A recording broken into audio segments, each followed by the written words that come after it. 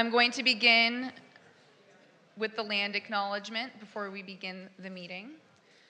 The West Hollywood City Council acknowledges that the land on which we gather, and that is currently known as the City of West Hollywood, is the occupied, unceded, seized territory of the Gabrielino Tongva and Gabrielino Quiche peoples. I'm officially calling this meeting of the February 3rd, 2025 City Council meeting to order at 6 o'clock sharp. Will my colleagues and our guests please join me in the Pledge of Allegiance? We'll have the kids back soon, I swear. I pledge allegiance to the flag of the United States of America and to the republic for which it stands, one nation, under God, indivisible, with liberty and justice for all. Thank you. City Clerk, would we please have a roll call? Yes, Mayor, thank you. Councilmember Heng. Here. Councilmember Erickson. Here. Councilmember Meister. Here. Vice Mayor Heilman. Here. Mayor Byers. Here. We have a quorum. Thank you. City Attorney, will you please provide us with a report of the closed session? Yes, good evening. The City Council convened a closed session this evening at a special time at 5 p.m. this evening. There were no members of the public here to provide public comment. The Council discussed the one item of existing litigation listed on the posted agenda and took no reportable action. The closed session concluded at 5:40 p.m. That concludes my report. Thank you very much. City Clerk, are there any changes from staff for tonight's agenda? There are no changes from staff, Mayor. Do my colleagues have any proposed changes to the agenda? I do, Madam Mayor. Great. Councilmember Erickson, please get us started. Thank you. I would like to see if we could move a few things. And first of all, I'm going to start with item D1, the removal of permit requirement for self-hauling of solid waste, recyclables, and organic waste. Great. I see everyone nodding, so I'll just, okay. Yep. Additionally, I was wondering if we could do E2, the final East Side Communities Priorities Plan implementation update. No. All right. Are we moving that to consent? No.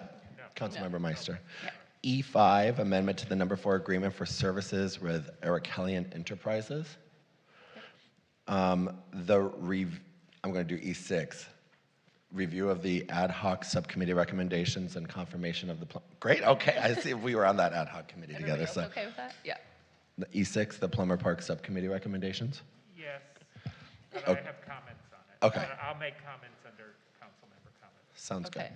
good. F1, award of an agreement for professional services to RW Bid Construction Management. F1.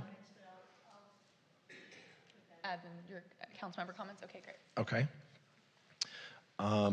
Let's see. Sorry. Resolution in support of Lunar New Year. F4. F5, sorry. F6, exploration of childcare needs and potential support.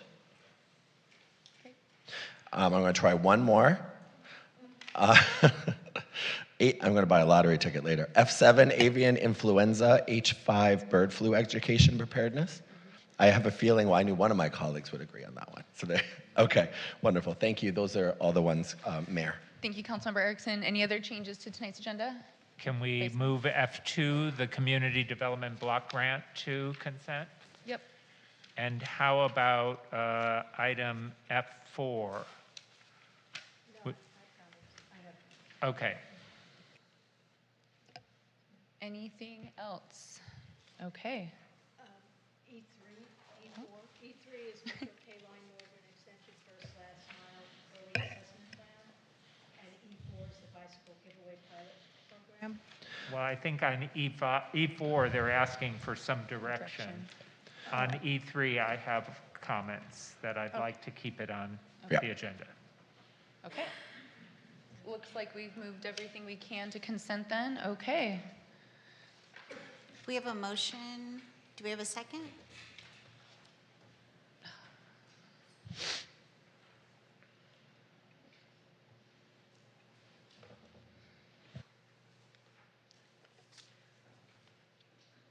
Councilmember Heng, yeah, there you go. Great, and we have an approved agenda. Thank you all. Before we proceed, can we just scan the agenda and see that if any of my colleagues have any Levine Act disclosures for tonight's meeting? None from me. None? None? No. On here? Councilmember Hang, none? Okay. Thank you very much. Do any of my colleagues have any adjournment motions this evening?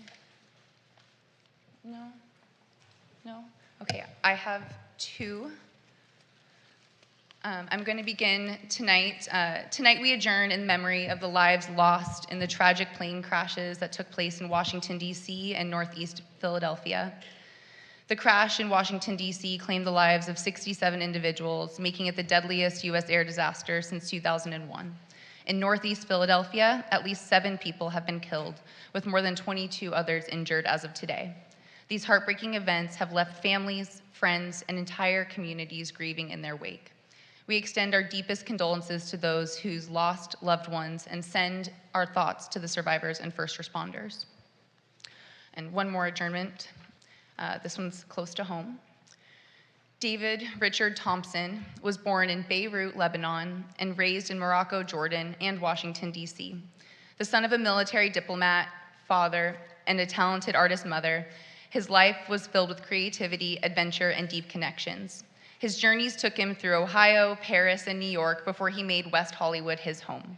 He lived in WeHo for 30 years and built a career in acting, singing, composing, and writing, all while traveling the world and forming friendships wherever he went. As an actor, he starred in projects alongside Jenna Elfman, Perry Gilpin, Gina Davis, and Eric Stoltz. He was a founding member of Unprotected Six, a Los Angeles-based sketch comedy group, and sang in an all-volunteer Christmas choir, National and Choir. His talent, warmth, and generosity extended into many fields, including his love of cooking. Some of his culinary clients included Elizabeth Taylor, Herb Ritz, Tom Ford, and Michael Jackson. As a teacher, David empowered young people, many of them ex-gang members and recovering drug addicts, through the Young Filmmakers Academy and the Story Project. In 2009, he co-founded the World Free Running Parkour Federation, and in 2014, the nonprofit International Parkour Federation with his longtime friend and partner, Victor Bevine. Together, they produced MTV's Ultimate Parkour Challenge and launched Peace Through Parkour, a global initiative supporting young people in conflict zones, war-affected areas, and developing nations. He actively raised funds and gathered donations for refugee families in need. David was also a board member of San Diego-based Second Families, a nonprofit dedicated to helping families displaced by the Syrian civil war, who were recently granted asylum in the US. Just before passing, David wrote and published a children's book, complete with songs which he composed and sang, Parkour Power Tots.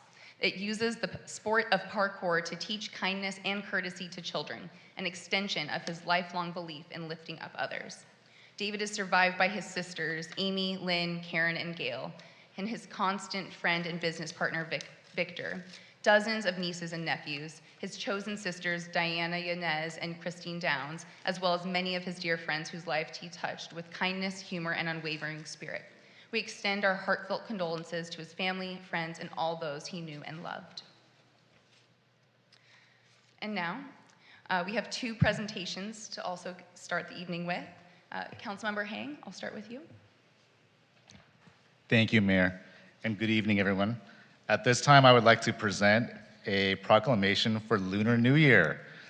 Whereas the Lunar New Year is a vibrant and wildly celebrated holiday observed in many parts of Asia and Asian countries across the globe, marking the start of a new year based on the traditional Chinese lunisolar calendar, and whereas the Lunar New Year begins on the 2nd new moon following the winter solstice, occurring annually between January 21st and February 19th, with the Year of the Snake in 2025, which began on January 29th. And whereas this holiday holds deep cultural and historical significance, with tradition that emphasizes family gatherings, community celebrations, and the honoring of ancestors, while also recognizing those who dedicate their lives to service and protection. And whereas California is the home to one of the largest Asian American populations in the United States, and the celebration of Lunar New Year provides a vital opportunity to acknowledge and uplift the diverse traditions, achievements, and invaluable contributions of these communities to our state, region, and city. And whereas in the spirit of the Lunar New Year, the city of West Hollywood honors the Asian and Pacific Islander firefighters serving in the Los Angeles County Fire Department for their unwavering dedication, their bravery, and sacrifice in protecting lives and property, particularly during the recent wildfires which devastated the greater Los Angeles region. Now, therefore, be it resolved that the City Council of the City of West Hollywood hereby recognizes Lunar New Year in West Hollywood and expresses its deepest appreciation for the service and sacrifice of the Asian and Pacific Islander firefighters protecting the Los Angeles region. At this time, I would like to invite Deputy Fire Chief Albert Yanagisawa and Acting Assistant Fire Chief Coy Dow, along in attendance from the Los Angeles County Fire Department, along with my colleagues on the dais, up to the dais for a photo and to accept the proclamation and certificates. We prepared to honor you for your service on this important holiday of Lunar New Year.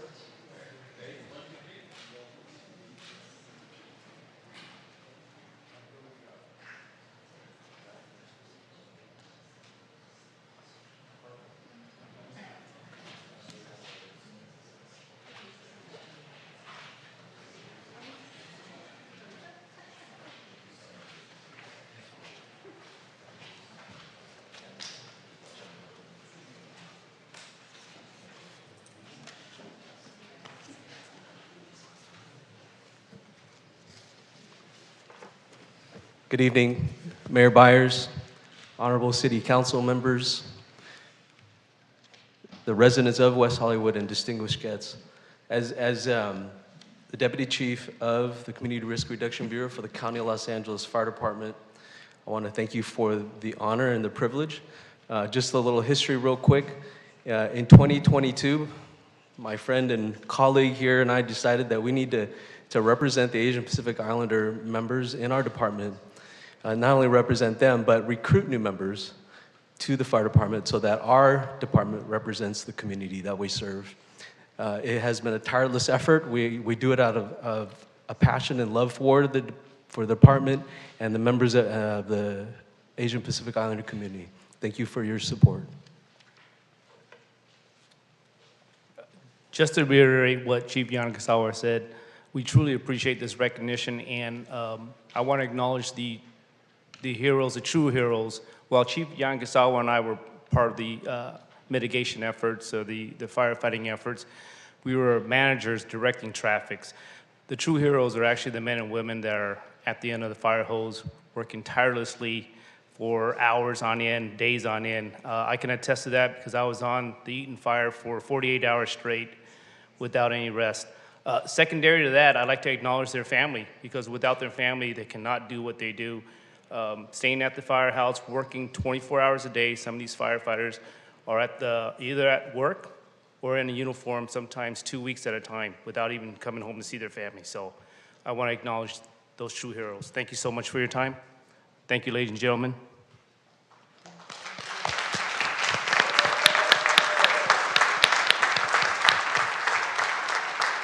And truly, on behalf of this council and the entire city of West Hollywood, we thank you. We thank the men and women you serve alongside, and as you said, the families who support your ability to do this work. Thank you so much for coming out tonight and allowing us to honor you for your work. Thank you. Thank you, Councilmember Hank. All right, one more presentation. This one, is special, and I thank this council for supporting this effort this year and bringing Veganuary to the city of West Hollywood for the first time. And I thank the volunteers, which is what we're here to do tonight, for bringing this effort. It's no surprise I'm not a vegan myself, been working along that way, but this effort of Veganuary goes deeply in alignment with the climate goals that the city has, and has been a really meaningful way for new folks to work on trying new things and to get in front of new ways of learning and trying new foods. So it was important for us to honor and recognize the volunteer effort that has helped fuel this movement. So tonight we'll recognize Veganuary as a global nonprofit organization that encourages individuals to try vegan in January and beyond as a way of protecting the environment, preventing animal suffering, and improving the health of millions of people. And since its inception in 2014, Veganuary has inspired millions of people worldwide to explore plant-based eating and thousands of businesses to add more vegan products and menu options. Whereas research shows that animal agriculture is a leading contributor of climate-changing gases and a key driver of deforestation and species loss. According to the United Nations, plant-based foods generally use less energy, land, and water, and have lower greenhouse gas intensities than animal-based foods. And whereas a global shift towards plant-forward eating is critical to mitigate the worst impacts of climate change, according to a recent Intergovernmental Panel on Climate Change report. And whereas this January, the city of West Hollywood proudly participated in the Veganuary Challenge following the adoption of a resolution in support of this initiative, encouraging participation from community members, local businesses, and city staff.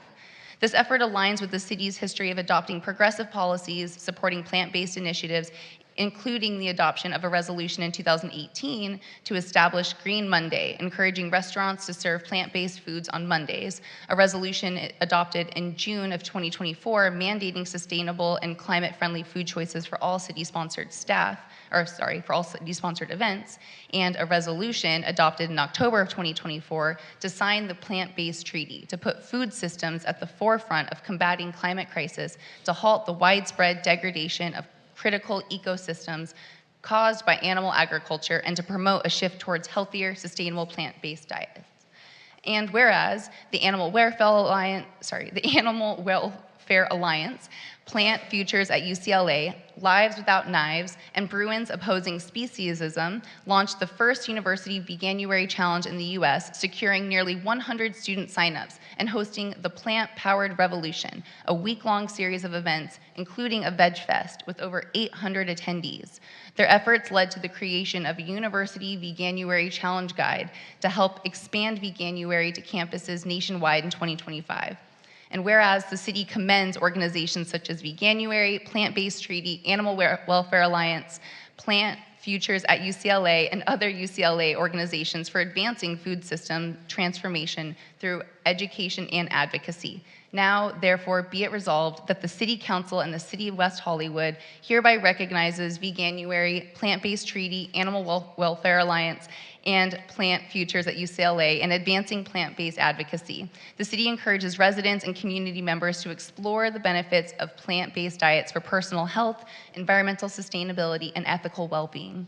At this time, I would like to invite our UCLA student representatives and representatives from the Plant-Based Treaty in attendance tonight up to the dais for a photo with my colleagues and to accept these proclamations. Thank you all so much. Begin.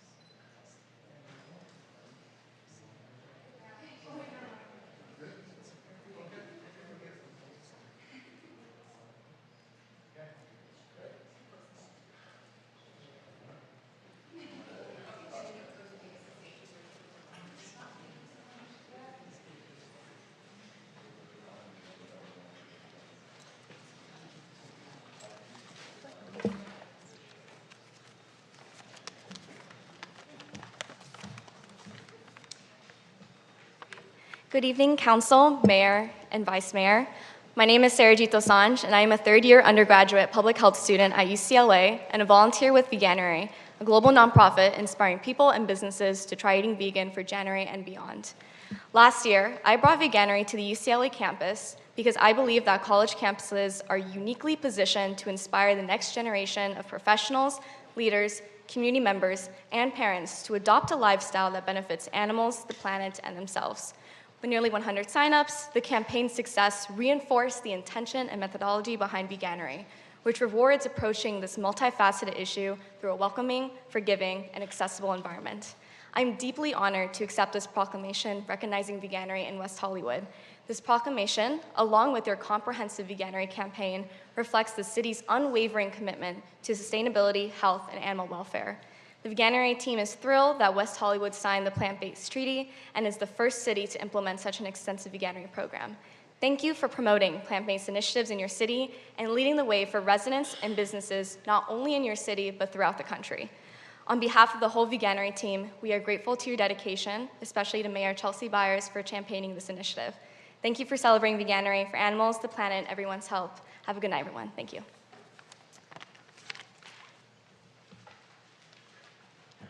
Thank you again so much. I'd just like to echo those words, amazing, and thank you, West Hollywood. Thank you, Mayor Byers, and everyone for being so progressive and just really on the forefront, because now is the time we need it more than ever. So it's really exciting to see everything organically growing so fast and quickly. So thank you so much. We appreciate you so much. And yeah, thank you so much. Hello, thank you so much, Mayor Chelsea Byers, and everyone on the City Council for being so supportive of our plant-based initiatives. We can't wait until we do LA Climate Week events with you guys, and thank you again. We really appreciate all the efforts you're doing. Thank you. Thank you so much.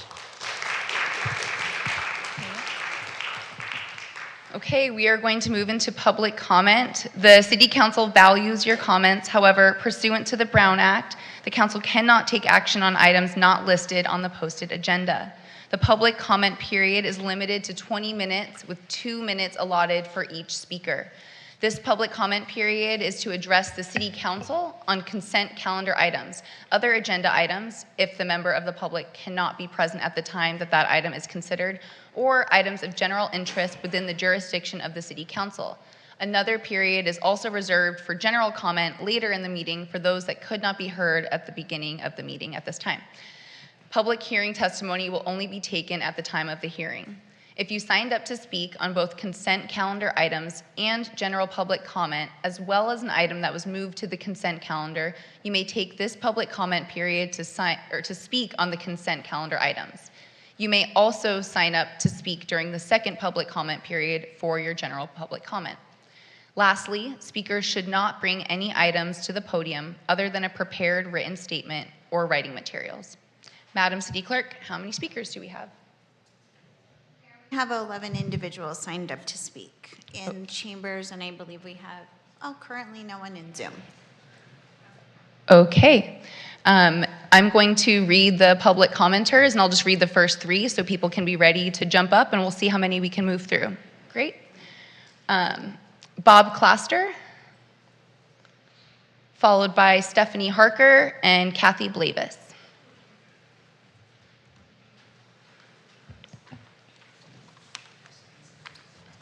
Hi, kids. Hi, Bob. I'm going to primarily address my comments to Councilman Hang, who was not here last year, to fill you in on what you missed.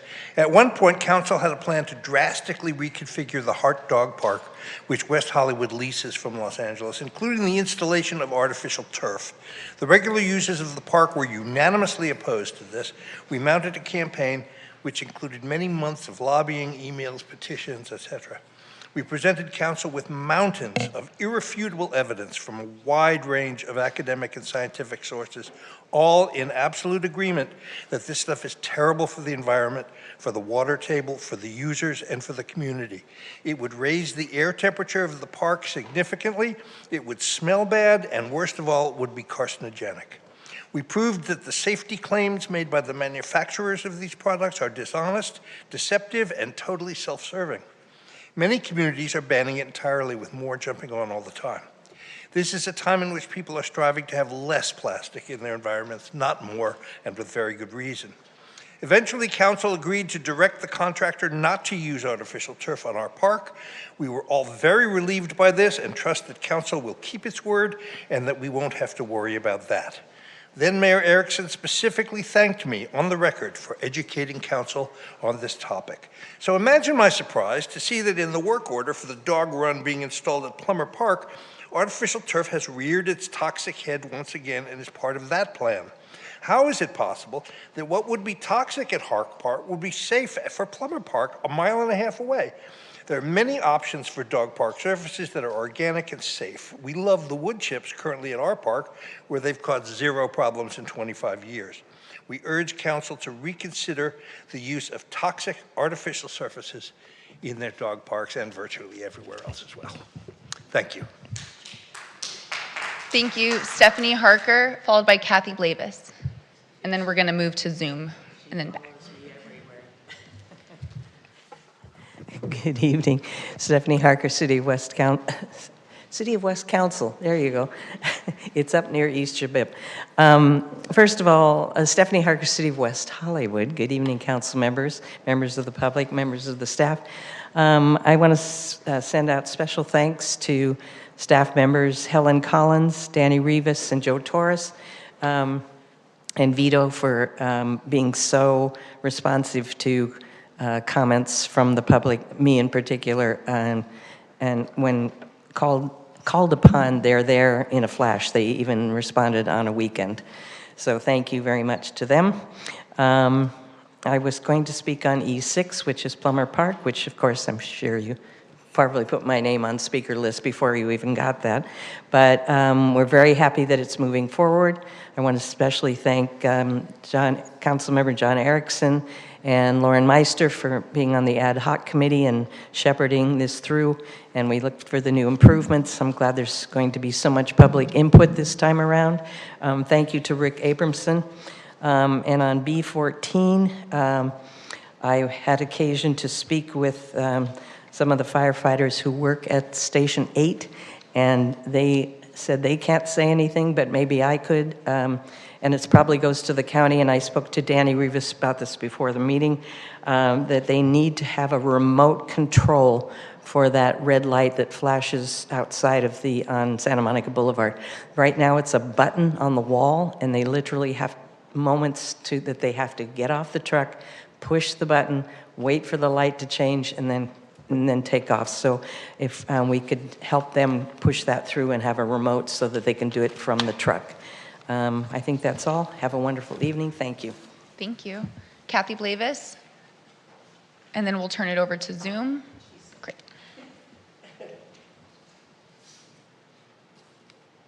Good evening, Kathy Blavis, City of West Hollywood. I could just make it really brief and say what she said.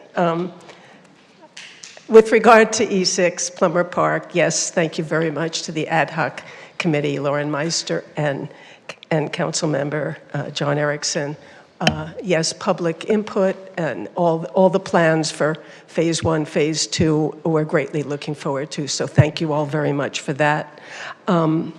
With regard to the new San Vicente streetscape, I personally am very excited about that.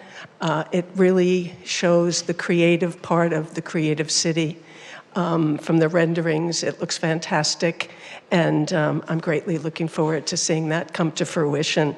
Again, echoing what Stephanie said with regard to the traffic signal, it's what the firemen have mentioned to us when we've chatted with them, so I hope that that can be pushed through. That's it for my public comment. Thank you very much. Thank you. We'll go over to Zoom, and then we'll come back to Chambers, starting with Sam Borelli. Thank you, Mayor. Next speaker on Zoom is Andrew Solomon. Andrew, you'll have 2 minutes. Please press *6 to unmute.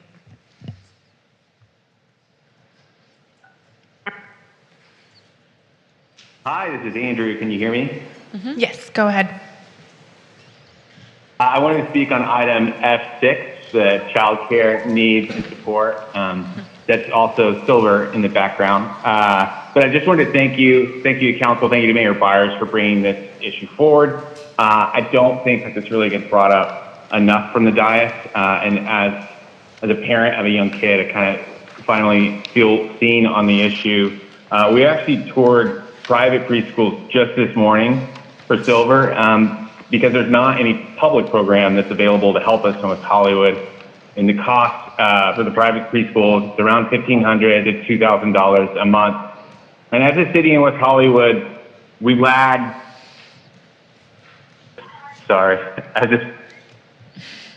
Far behind our peers in Beverly Hills, Santa Monica, Culver City. All of them offer more services, and not just through their school districts, but actually through their public city governments. So I am thankful that this is being brought forward. I look forward to participating in the town hall whenever it does get scheduled, and I look forward to making the most of it. Thank you, Mayor Byers. Thank you, the rest of the council. Done with Zoom back here? Okay, great. Sam Borelli, you're up. And then Michael Rosnow. Great. And then Marquita Thomas after that. Great.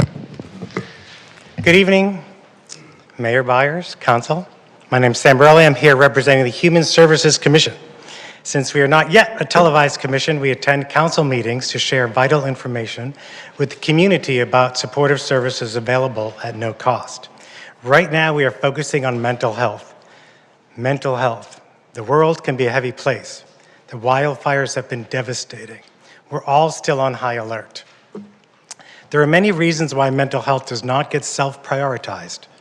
Time, too many competing priorities, families, kids, work, shame. We should outlaw shame when it comes to our overall health. Access and the cost of services should never be a barrier, including your own mental health. There are many things you can do to improve your mental health, including recognizing when you need help. If you or someone you know is struggling with a mental health crisis, please call or text 988. That's 988 if you're having a mental health crisis.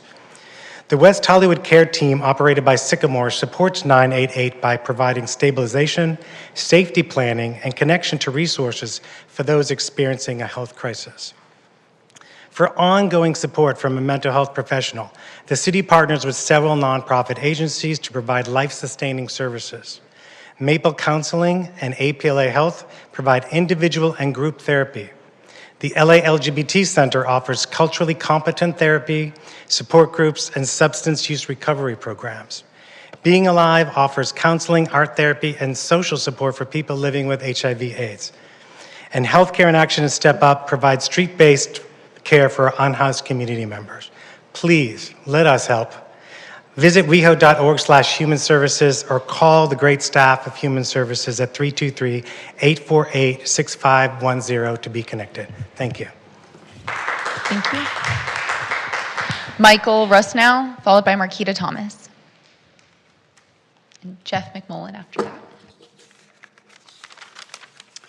Hi, I had a rent reduction hearing receiving decision in my favor, but hearing examiner lowballed me for painting, carpeting, and linoleum. Guidelines are low to high, painting from $41 to $123, carpeting $62 to $166, linoleum $18 to $51.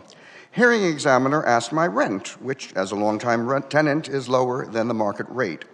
Clearly, he based determination on rent, awarding lowest amounts totaling only $121, but didn't pay attention to other factors he must consider.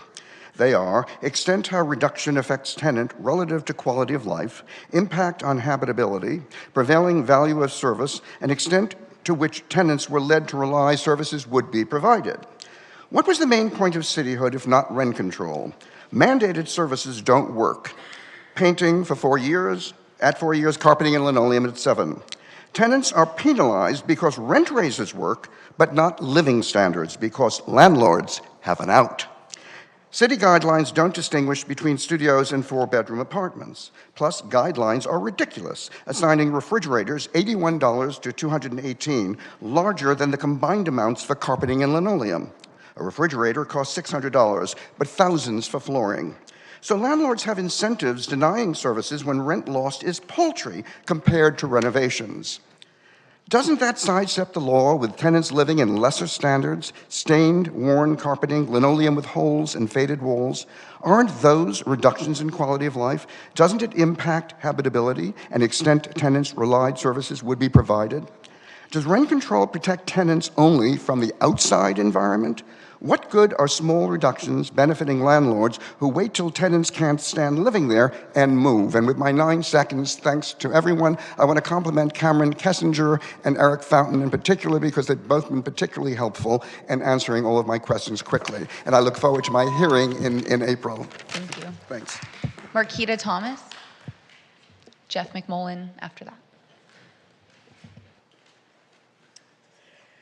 Good evening, Mayor Byers and members of council. My name is Marquita Thomas. I'm a long-term renter here in the city of West Hollywood, and I come before you today to make 2 recommendations on updates to the West Hollywood Municipal Code. The first being section 1606.010B under maintenance standards. There's a requirement for landlords to maintain provided appliances in good working order. This section calls for repairs, but it does not currently include a time frame. And I was just currently in a situation where I did not have a working refrigerator for 34 days. We have elders and families in the city who need to refrigerate medication, milk, vegetables, just everything. So I would like to see that section to have a time frame of 3 to 5 days. And I'd like to acknowledge Councilmember Erickson for his help while I was dealing with my landlord in this refrigeration situation. You continue to be a staunch advocate for renters, and we appreciate that. The other section I would like to make a recommendation on is section 1706.010A, still under maintenance standards. We currently have a provision in the municipal code that states that our inclusionary housing has to be on par with the market rate, but we don't have a provision that older rent-stabilized units need to be on par with vacancy decontrolled units. So when a tenant moves out, the newer tenants get hardwood floors and all these wonderful amenities, but tenants who have been in their units for many years do not get the same updates, and their units continue to go into disrepair. So I'd like to see if we can consider these 2 updates to the municipal code. In doing so, we will bring greater equity to renters in the city. Thank you so much for your time, and have a wonderful meeting. Thank you. Jeff McMullen, followed by Wendy Goldman, and Steve Martin right after that.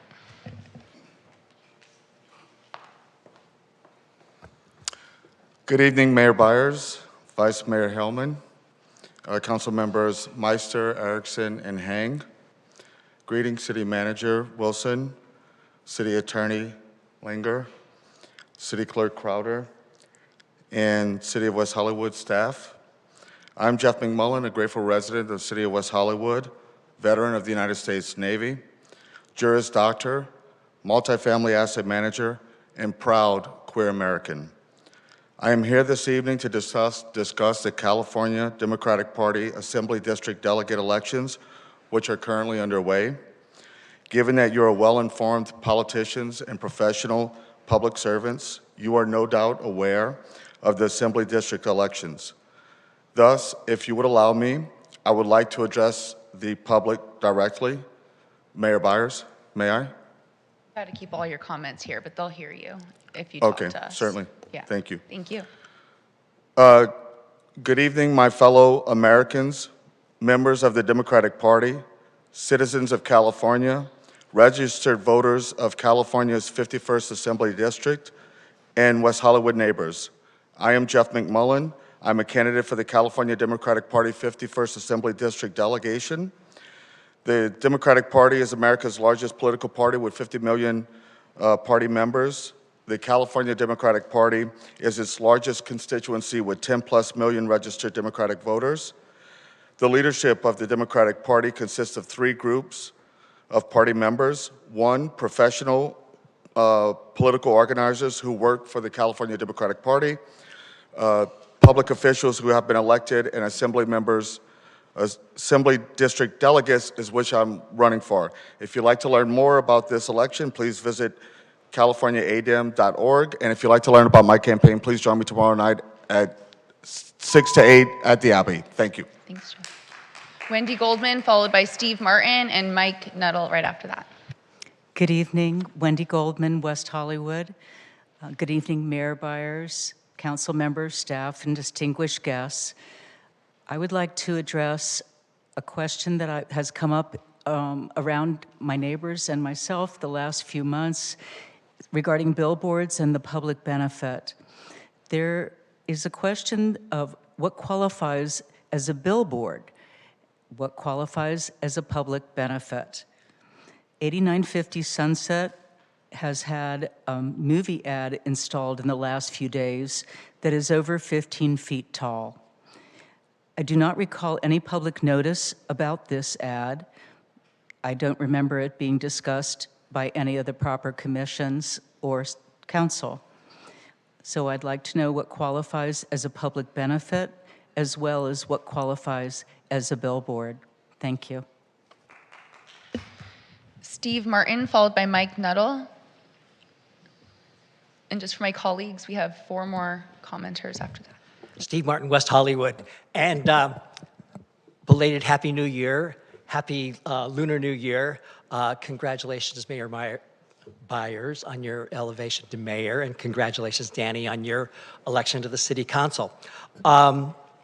And also, thank you for moving everything regarding the east side to consent calendars, so I guess I can go home. I do want to say that members of the East Side Neighborhood Watch really look forward to working with you guys on the plans for Plummer Park, and that does look forward to being a really exciting time for the city. I also want to congratulate Mayor Byers on breaking tradition. We've had a long dynasty of dog mayors, and now we are going to overthrow the canine tyranny and have apparently co-cat mayors. I just think that the timing for West Hollywood is really good on this. Because in spirit, I mean, I own 2 cats. Both of them are rescue. But even though we may not all own cats, we are really defined as cat ladies, at least certainly by Vice President Vance. And cat ladies are people who care about animals, but also, and generally don't have children, but care about progressive issues and care about making their communities better. So it's exciting to me that we're going to have a break and have cat co-mayors, and maybe that will, we can invite Vice President Vance to install them. And I look forward to working with John Heilman, getting him a cat so he can carry on the tradition. So thank you very much. Thanks, Steve. Mike Nuttall, followed by Joshua Marin-Morin. Hello, City Council. Once again, I just wanted to come in and say thank you for all the hard work you do. It's amazing work, and we appreciate it. Just a few items. The ice skating rink that you had, I thought was amazing. My friends that used it loved it, so kudos to you for that. David Wilson, I just want to say your staff has been amazing at City Hall. Every time I've went in, they've been responsive, amazing, and the app that they have for reporting problems has been phenomenal, so thank you for that. Councilmember Hang, congratulations on your ascension to City Council. You're going to do amazing things. And then last time when we were here, Councilmember Hellman, I don't know you very well, but I just wanted to say thank you for your longevity and service on City Council. I don't think it's easy to be in the city spotlight, and you've been here for a long time, so, and the institutional knowledge that you bring, I think is amazing, so thank you. And very similar, Councilmember Meister, I think you bring a lot to the table, and I don't know you very well either, but I just think the longevity you've been on for City Council, I know it's not easy. I was on my HOA board, and it's not easy. So I just thank you for everything you've done.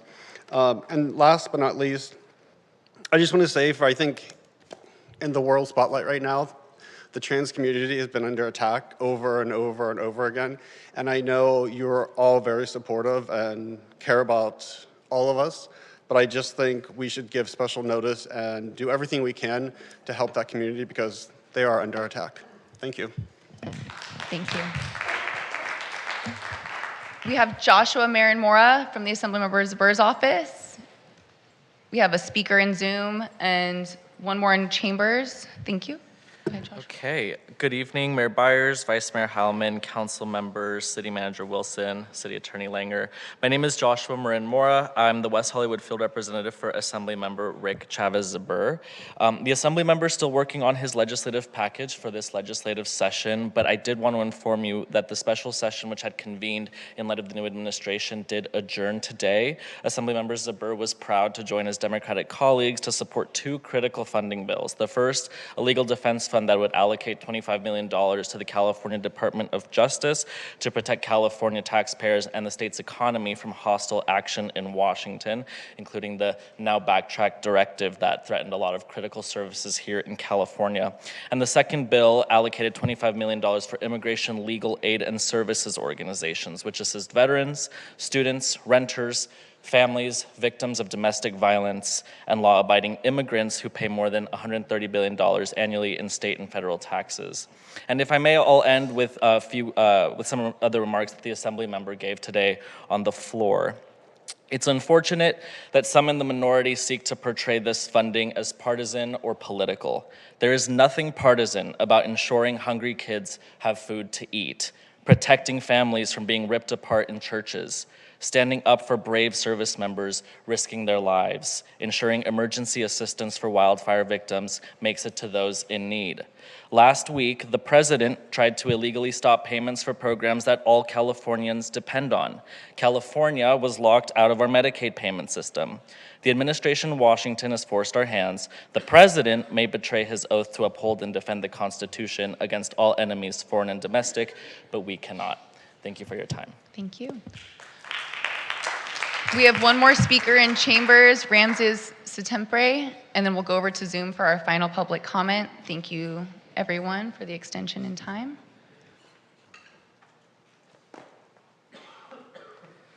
Last council meeting, decrepit Vice Mayor Heilman said that the library isn't a homeless shelter. Well, please tell us, where is the homeless shelter located in West Hollywood? Why are you complaining about the lack of infrastructure when you're the government? Go build. Don't you have a master's degree in real estate development? So cough up the homeless shelter for us then. I'm so sick and tired of your flagrantly discriminative language about the homeless. You weaponize the police and call them on the homeless for merely existing. When I call the sheriffs, many times they tell me it's not an emergency and the dispatcher refuses to send anyone. But when I'm sitting in the bus stop, the sheriff just show up to shoo me away. Your Hispanic security ambassador, Angel, told me to go to Skid Row and that this city has nothing to do with anything to do with being gay. Your white and Hispanic deputies from your sheriff's department tell me to go find another city to go to. Your black female, Yvonne Quirker, refuses to let me join the community garden. Your white male gay residents tell me to leave. Democrats are just diverse in your oppression. Homelessness is a gay issue because gay people are more likely to be homeless. You can afford me human rights, gay rights, or any rights at all. I'm a citizen of this country, yet I've got less rights than an illegal alien. I've got less rights than a criminal in prison. At least they get 3 meals a day. I have to eat out of the dumpster. You talk about the stigma of HIV/AIDS, but the stigma of being homelessness is greater. Today I'm homeless, but tomorrow I'm going back to my penthouse under Sharia law. I'll trade my freedom for housing, but I'll work with the right wing to destroy the two-faced Democratic Party. You Democrats denied me rights, and I'll return the favor. And our final public comment in Zoom. Yes, thank you, Mayor Byers and Vice Mayor Heilman and City Council. Jamie Francis Wendell, resident of West Hollywood, 14 years. I just wanted to say and make a public comment about pedestrian safety that's happened that's really important to address, because being on foot and relying on public transportation, I live just south of Sunset Boulevard and Fountain Avenue, where Havenhurst meets at the intersection of Crescent Heights. There have been 5 major accidents. If someone was on foot with those areas and a pedestrian, we would have been gravely injured. And that's why I don't like to walk on Fountain as I do on Sunset Boulevard. Being a non-senior disabled person, there are invisible disabilities. And I want the city to at least acknowledge and recognize that people have to rely on buses. And I wanted to focus on what occurred 4 weeks ago. City of LA did not coordinate with the City of West Hollywood. There were about 1,000 plus cars that descended upon Havenhurst, not going west or east on Sunset Boulevard for the corridor, but south. What if there were disabled residents, and there are that reside in the building that I live in, and the street, who could not get out, or we didn't have evacuation orders? But why was our street inundated? I have to wonder because LAPD, the City of Los Angeles, do not want to answer or respond to phone calls or requests. So I'd like the City of West Hollywood to at least get answers on our behalf, to know why our street had to be inundated, why there were 1,000 plus cars that came down one residential corridor. It's always Havenhurst. We're not protected because we're on the city border. So please understand what we have to go through, and hopefully that can be mitigated, because it was horrendous what happened 4 weeks ago. I know there were evacuation orders, it was emergency. However, was there any coordination and any interaction with the City of West Hollywood? I don't see how that got accomplished, because we were inundated with people coming down our streets. Thank you so much for your time. Thank you. That concludes the public comment period, and I just want to make a note before we turn it over to City Manager Wilson for his report. There are still 2 items related to the east side for the public commenter who made that, item E2 and item F4. So I just wanted to make sure that that was noted and there was no confusion. Okay, over to you, City Manager David Wilson, for your report. Thank you, Mayor. Good evening, Mayor, Vice Mayor, and City Council members. February is Black History Month. In a climate where historical and present-day truths are under attack, celebrating Black History Month becomes an act of resistance and a powerful affirmation of the importance of history, community, resilience, and hope. We will have an update on the city's diversity, equity, and inclusion efforts at the next City Council meeting.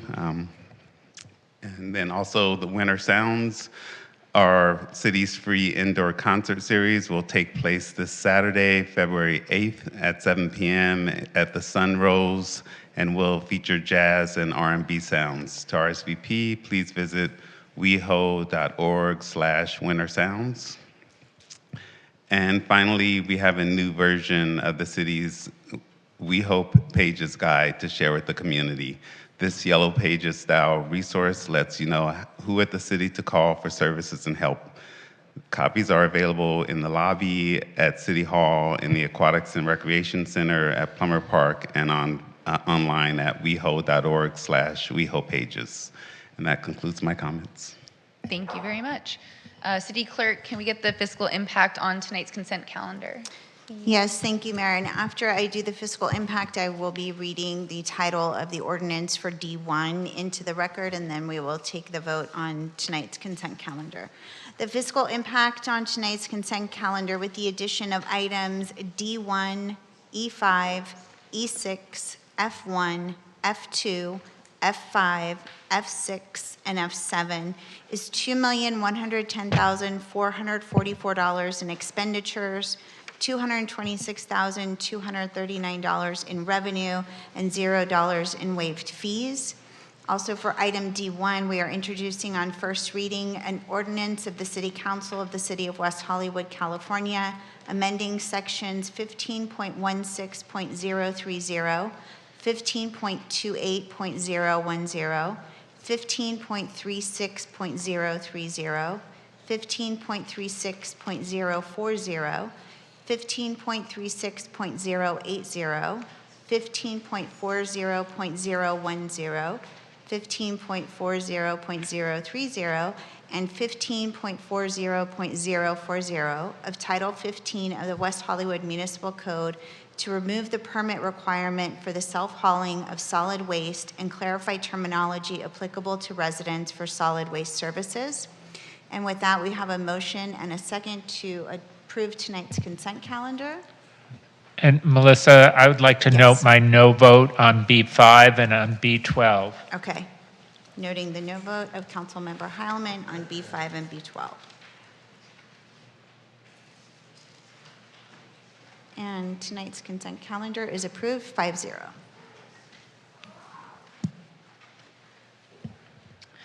Thank you. We will now move on to item C1, our public hearing, request to permit a new two-faced static billboard and site improvements in front of the building on the property located at 9200 Sunset Boulevard. The public hearing is now open. City Clerk, how is this meeting noticed? Required by law, Mayor. I just want to share for those in chambers and at home that we will be doing this through Zoom this evening because we have staff offsite who are participating in this, so it just makes it simpler overall. So we will now go to Zoom. Thank you. If you're ready, will the staff representative please introduce yourself and present our report tonight? Thank you. Good evening, Mayor and City Council. It's Brian League with the Property Development Division. I have Nick, I'll let them introduce themselves when they're ready. Good evening, Mayor and Council. Nick Marisich, Community Development Director. And Jennifer Alkire, Assistant Director of Community Development.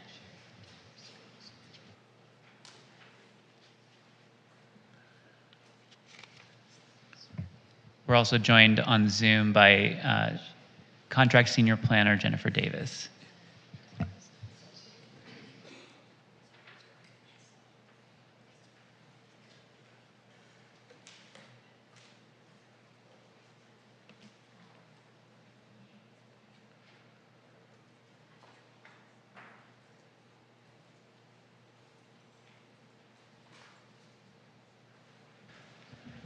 It seems we do a different Zoom setup every time I'm here. Thank goodness Olivia's Mayor and City Council, tonight for your consideration, we have a request for a Round 1 Design Excellence Award for a single-sided billboard with two faces located at 9200 Sunset Boulevard.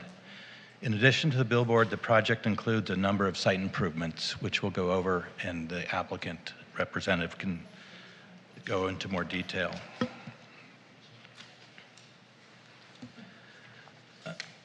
The billboard, which is known as the Legacy Loop, comprises of two east-facing static billboards totaling 1,500 square feet.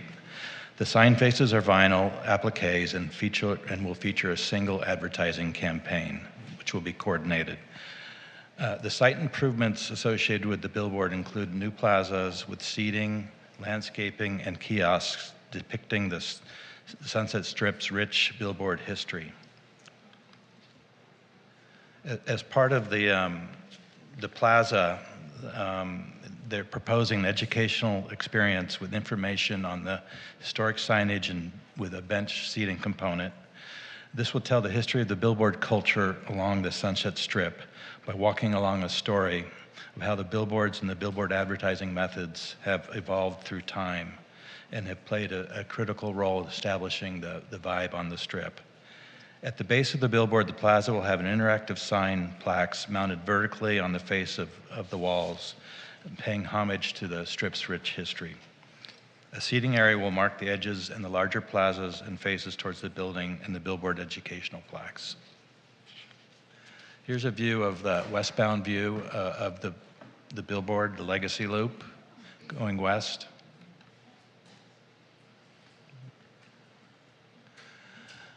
I'm just going to go briefly over the public benefits. This is a static board, and we've been requiring 20% of the fair market revenues as a static board for the public benefit. That's for first year is $146,000, which would be about $7 million over 30 years.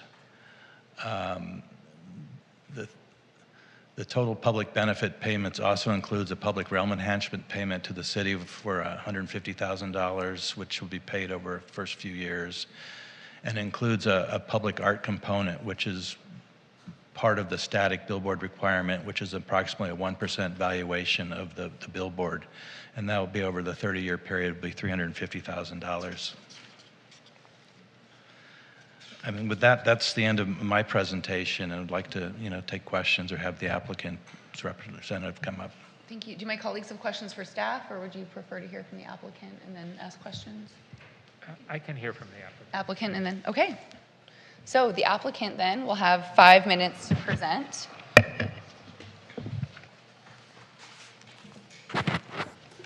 Thank you, Mayor Byers, members of City Council. My name is Jeff Seymour. I'm with Seymour Consulting Group. I reside in Westlake Village. I am going to be blessedly brief. I know we only have a few minutes.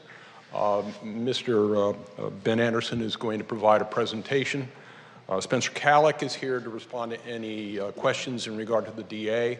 I do want to let you know that we want to thank staff, especially Mr. League and Ms. Davis, for assisting us through this process. Ben. Thank you.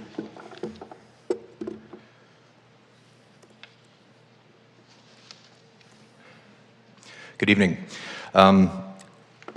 Staff's done a great job of introducing the project and speaking to some of the specifics, so I'll try to speak maybe a little bit more to the design inspiration and offer up ourselves for any questions. What makes this particular location unique? It is the gateway to West Hollywood for incoming traffic from Beverly Hills, and sort of really the last thing that you see as you're leaving the city. Wanting to find a way to recognize the iconic and sort of long history of outdoor advertising, outdoor creative advertising along the Sunset Strip, but it's also inspired by the shape and the energy of Sunset. We came up with this idea, and the Round 1 Design Award reflected this, that it was sort of a loop that in kind of producing these movements or motions created surfaces that could become signage.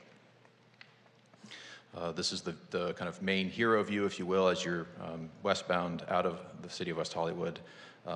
This particular location sits in an area where we were able to provide structure into the basement, support the pole, but also extend the read or the distance at which you're able to see the sign, so there's additional value for the city in this. And really what we're trying to do is, and I think a major goal of the program is to create signage that is not standard. So in this case, really using that inspiration of the legacy loop and the geometry of a loop, we're able to create very unique and iconic sign surfaces. The sign is located, as staff mentioned, next to a pedestrian plaza, and we don't know if I have time to go through all of the site improvements, but happy to answer questions. Did just want to point out that at 100 feet, this is one of the taller billboards, but in context with the existing building, which is almost 200 feet, it felt appropriate. Additionally, we worked very closely with staff and the Design Review Subcommittee, as well as Planning Commission, to kind of optimize the rear of the sign. Because it's one-sided, we are proposing to clad the back to hide all of the associated catwalks and things that typically are not as desired. And one of the things that came out of the last hearing was the addition of a mature California native tree, so that residents or visitors coming into the city of West Hollywood from Beverly Hills are not staring at the back of the sign. They're looking at a large mature tree. So these views do reflect that addition and adoption of comments. We've really always seen this as a very dynamic thing. You know, I think what shouldn't be lost on this is that, you know, most of the eyes on the strip are in cars, and if you're moving in a car, you know, we wanted the sign to be as dynamic as possible. So the idea that from each of these vantage points, when you're in the car or if you're a pedestrian, it's still a very unique, sculptural, and iconic sign. With that, I'll leave it to questions, and thank you for your time. Thank you. Do my colleagues want to get started over here? Well, I think, do we have other speakers? I don't know that we do. Do we? I think We have one individual to speak under public testimony for this. We have no other applicant members to speak. Yeah, but you want to ask questions first, and then we can go to public comment, right? Okay. Questions. That's right. That's the one individual. But we can do questions first and then allow public Right. comment and then come back. That's- That's all I was going to do. So can we do questions first? Or would you prefer public comment? Go first. I have questions. Okay, we're going to come to questions first. Thank you. Okay. Hello. So I have some questions about when you got the awarded this opportunity, we'll call it an opportunity, the billboard was not located where it's located now. So why was it moved? It was originally on the east side of the property, right? That's correct. Above the Boa restaurant. So why was it moved? It was moved post-award. The applicant team and the previous design team reviewed how to support a pole, and a number of options were considered. One would be directly to the building facade and not going down through the restaurant and into the basement, and another one was to push the structure down through the existing restaurant and into the basement, and those locations were deemed infeasible. The current location does sit on top of parking, or the parking structure, but the primary pole is aligned with the column grids, and we're able to support the pole. Additionally, just as a another development is it does lengthen the read of the billboard itself. The original award was really only visible from that stop sign or the stop light in an intersection. So by moving it to the west side of the property, you're able to see the billboard more, and you have a longer read. There's light trespass to like 11, well, I'm not sure how many units, but it's 11 floors of Sierra Towers. Was that light trespass, did that exist with the project being on the east side of the property? We did not study that. I'm sorry? We did not study that. You didn't study that, okay.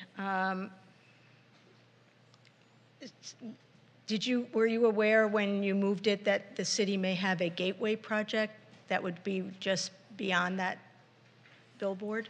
We are aware, and the city has shared those designs. Okay, and was anything offered to the Sierra Towers, those units, to try to mitigate the light trespass? We did, and I think maybe Brian's staff could speak to this in terms of the outreach and conversations. The design team, applicant team did provide exhibits and studies that assuaged the residents' comments, at least those that had contacted the city with comments or concerns.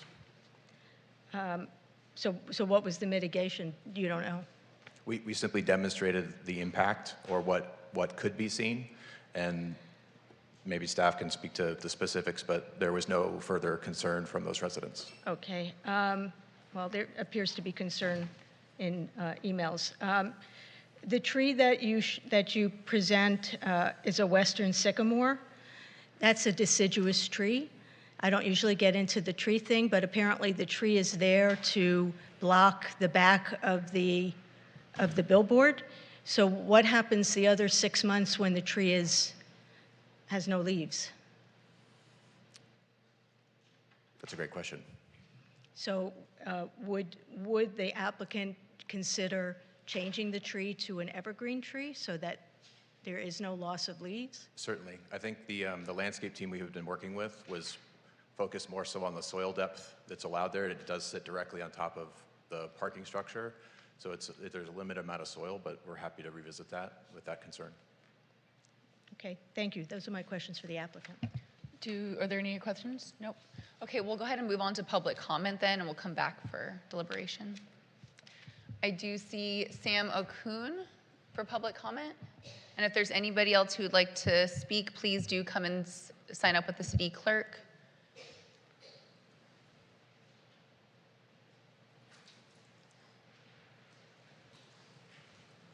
Hi.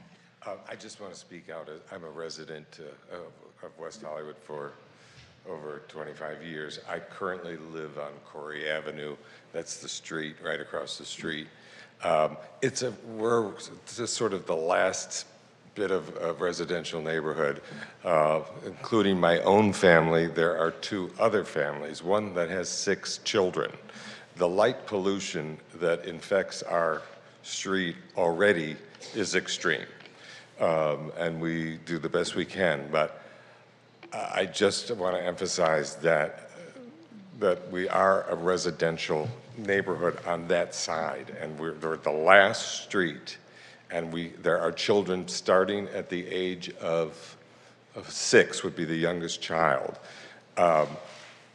We're bombarded by the TMZ trucks and other things that go on. So even the idea, there's very little pedestrian traffic, by the way, around that building on Sunset. Everybody enters from the other side. So just the idea of even creating another pedestrian instructive situation with parking in that whole area. What it is, it's a bit of a nightmare for us, and I just want to speak out as a family and as a resident of that street. It would be more light pollution and more everything that we sort of wouldn't welcome as a neighborhood. That's all. Thank you. Thank you. And then Louise Krakauer.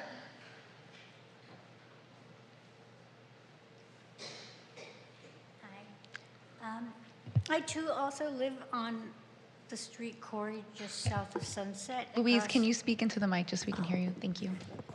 I too live on Corey, across the street from the 9200 building, in a 8-unit complex that's been there since 1941. Beautiful, beautiful spot. That whole street has houses, so does Carroll Drive, and of course Sierra Towers across on Sunset. You know, we've never, we've lived with all the building of the 9200 building, then BOA came in. We've had, you know, various issues. We've really not complained. But this kind of thing, it makes, first of all, I know the building well. Nobody even uses a coffee shop, let alone a plaza. So I think that's just some sort of hearsay. The question is, what does West Hollywood get from this? Is this the building wanting to do it because they get income? Because there are better ways, I think, for the city to earn money than to put this truly, I think, an attractive sign at the beginning where the alley is Beverly Hills to the first street of Sunset, which is a beautiful street with elegant little old-fashioned areas. It just seems, you know, what are you advertising? It just doesn't make any sense to me. And light pollution is pretty awful for us too. So it's just, I just don't understand why the city, unless it's gaining an enormous amount of money, would want a static, huge thing next to the most beautiful 9200 building, which was mid-century, I think, or built in the 60s or 70s. And Elvis lived in the penthouse, you know. So anyway, there you go. Just wanted to voice my... Thank you. City Clerk, do we have any more public comments? Not. Okay, so I believe at this time we can allow the applicant for a 2-minute rebuttal.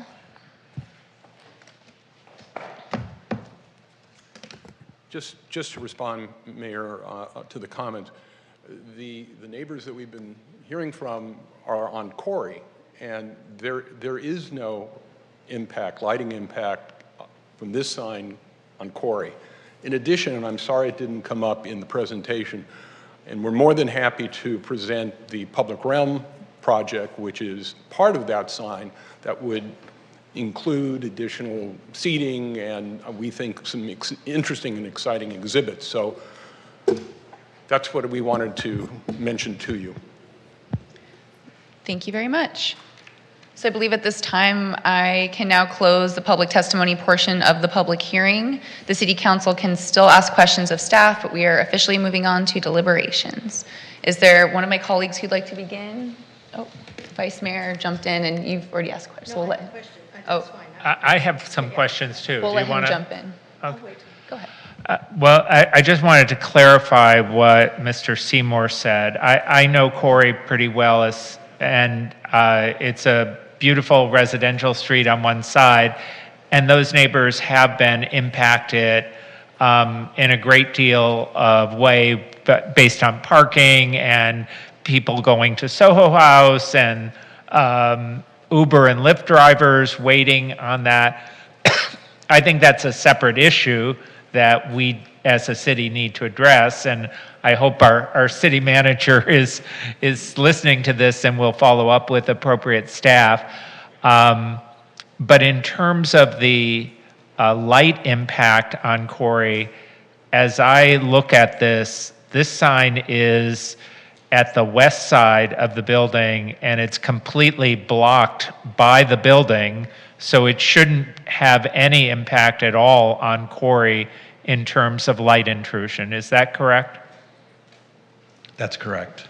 I know there's another proposal at the corner of Corey and Sunset that obviously would have an impact on the neighbors, so I understand that, but I don't think this particular sign does, correct? Correct. All right, I guess my questions are more from the city standpoint and whether this is the best deal for us. I think this is a location that has no impact on any residents. No residents can see it. I don't believe anyone from Sierra Towers. I was there recently. I don't think anyone from Sierra Towers can actually see the location of the sign. There's no light impact.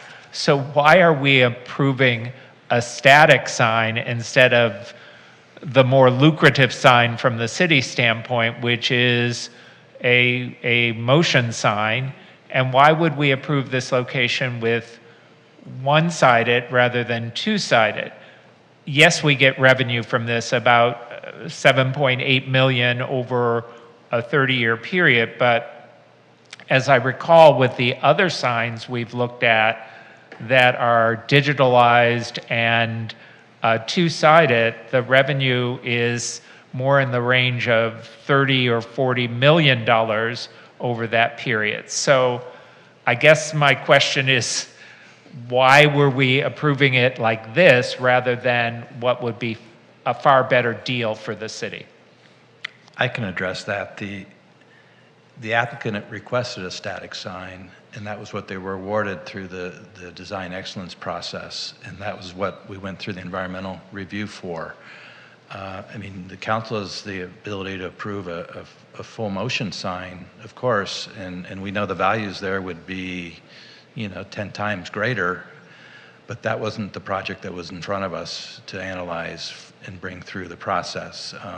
We could bring a project back that we've already done the economic analysis of that, so we're familiar with what the differences would be.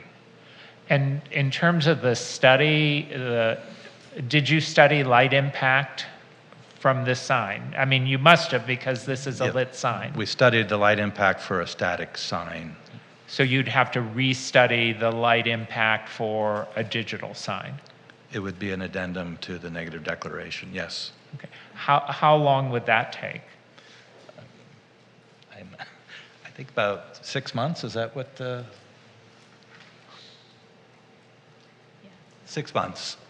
6 months? To go, we'd have to do the study, bring it back to the Planning Commission for... Why does it have to go back to the Planning Commission? Because there'd be a change. The development agreement is within the city council's authority. Maybe we can go directly to council, I don't know. Okay. Anyway, I mean, thank you for, I'm not faulting you. I know the applicant applied for a static sign, and I know that's what was awarded, but I don't think that's the right sign for this location. I don't think it's the right sign for the city in terms of the revenue that we should be extracting from this location. Just for, we did an analysis of an 8-second flip for, a static image for every 8 seconds, and we did a full motion digital just to value what those numbers would be, and both of them were about 10 times greater than the value of the static sign. Well, that to me is really significant in terms of the revenue that the city would generate from this location. I mean, there are other locations where I have much more concern about the impact on residents and other buildings, but this is a location where I just, as I read it, I didn't understand why we weren't approving two-sided and full digital. But those are really all my questions for now. Thank you, Vice Mayor. Councilmember Meister, you're ready? Yep, thank you. So my question, well, first of all, for staff, just so you know, in the DA 3.4.6 on the second line, it says Sunset Avenue, not Sunset Boulevard, so we probably should correct that. This question is for the city attorney. In the DA 6.1.1, the right to assign, it says this, so this language allows the owner to sell, transfer, convey, mortgage, or assign the property in whole or in part.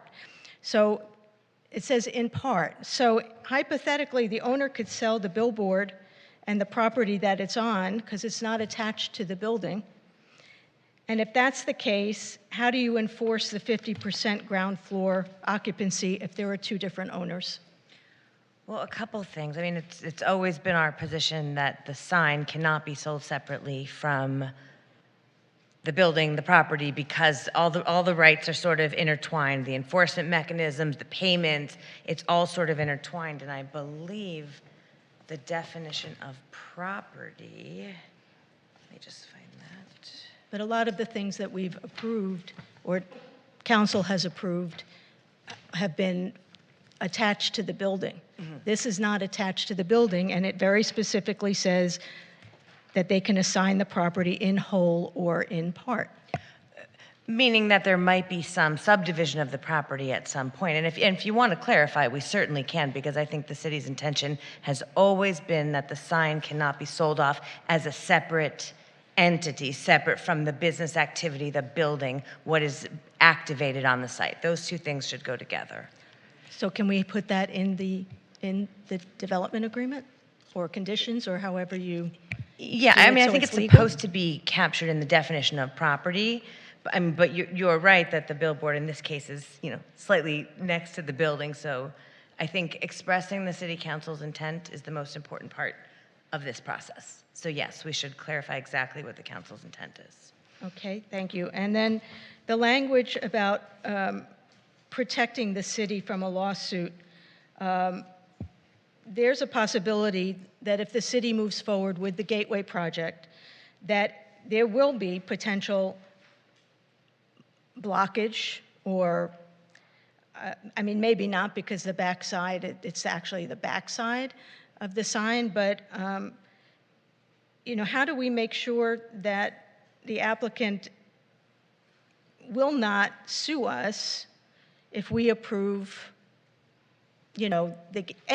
anything else, in that? I mean, it doesn't really, it's sort of wishy-washy, that paragraph. How do we say, you got this, but you have to know that if another sign is approved, you can't sue us? Well, I mean, what's offered here is that they can walk away. That's what's contemplated here, that if they don't like what the city ultimately approves there, they can terminate. Owners shall have the right to terminate this agreement within 30 days. And then nothing prevents the owner from participating in the public comment process and participating in your decision of how that will be approved. It's a little difficult if there's no specific project to articulate exactly what's going to come down the line. So this was the attempt at articulating what could be blocking their sign in the future. But can't the language say you waive the right to sue the city? We've never recommended putting that language in. I think it's a difficult thing when we don't know what the project description is exactly of what that is. So it's just hard to say what issues will come up, and so it's always been written in a different way, that they're allowed to participate in a public process, but you're not promising an unobstructed sign. That's the way the contracts have always been set out for future development that we don't exactly know about yet. Okay, but we don't protect views. That's true. It says Right. that. It says that in the agreement. They're not, an unobstructed view is not promised forever. So in a legal contract, you can't say you waive the right to sue. I'm not saying to negotiate or talk to the city or all of those other things, but why not have, you waive the right, you are agreeing to this contract and you waive the right to sue the city. I just don't see how we could ask anyone to waive the right to sue the city over a project that's not before us, that hasn't been considered by the city council, and we don't know whether anything will ultimately be approved. That's like saying that we would all waive our right to sue somebody over something that we don't even know yet. I mean, that just doesn't seem to make sense to me. Well, if we're saying that we don't, that there is no view shed. There's no protection of the view, right? That it may be blocked. Then why can't we say you can't sue about it? You're waiving the right. You are signing an agreement with us. They don't have to sign the agreement. I mean, Do you have a response? So go ahead. Yeah, I don't want to interrupt your questioning, but I think that's, what if the construction at that site causes damage to their building? They certainly should be allowed to sue regarding that.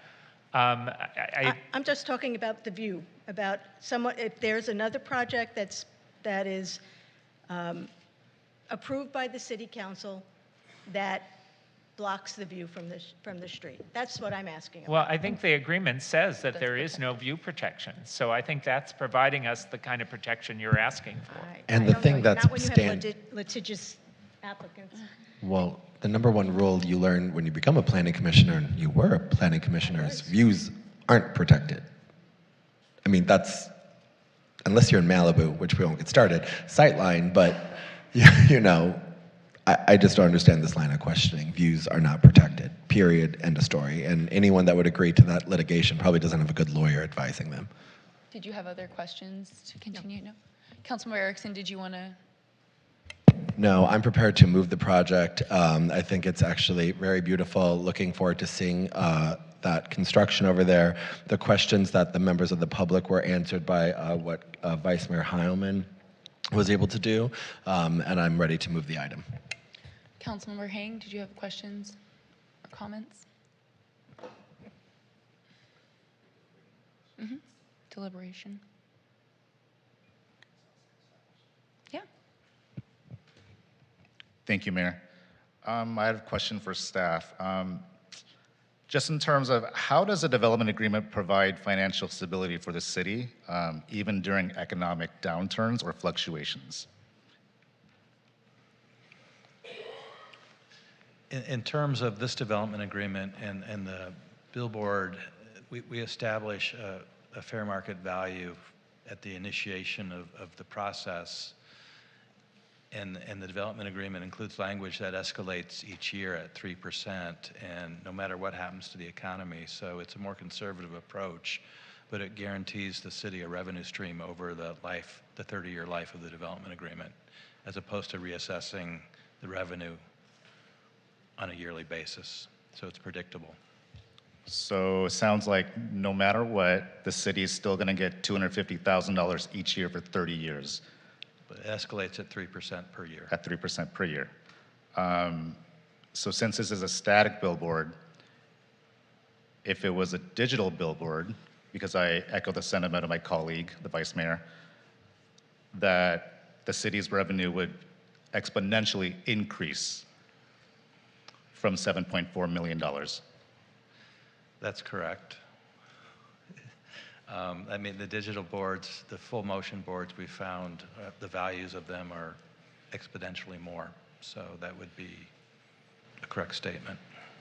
So if it were digital, the exponential increase in revenue would go into our city's general fund to pay for street paving, trimming our trees, pays for our public safety. Is that what that revenue was earmarked towards, the general fund? I know it goes to the general fund, and I think that's up to the council to then allocate. And then it might pay for social services, et cetera. May I ask the applicant a question, Mayor?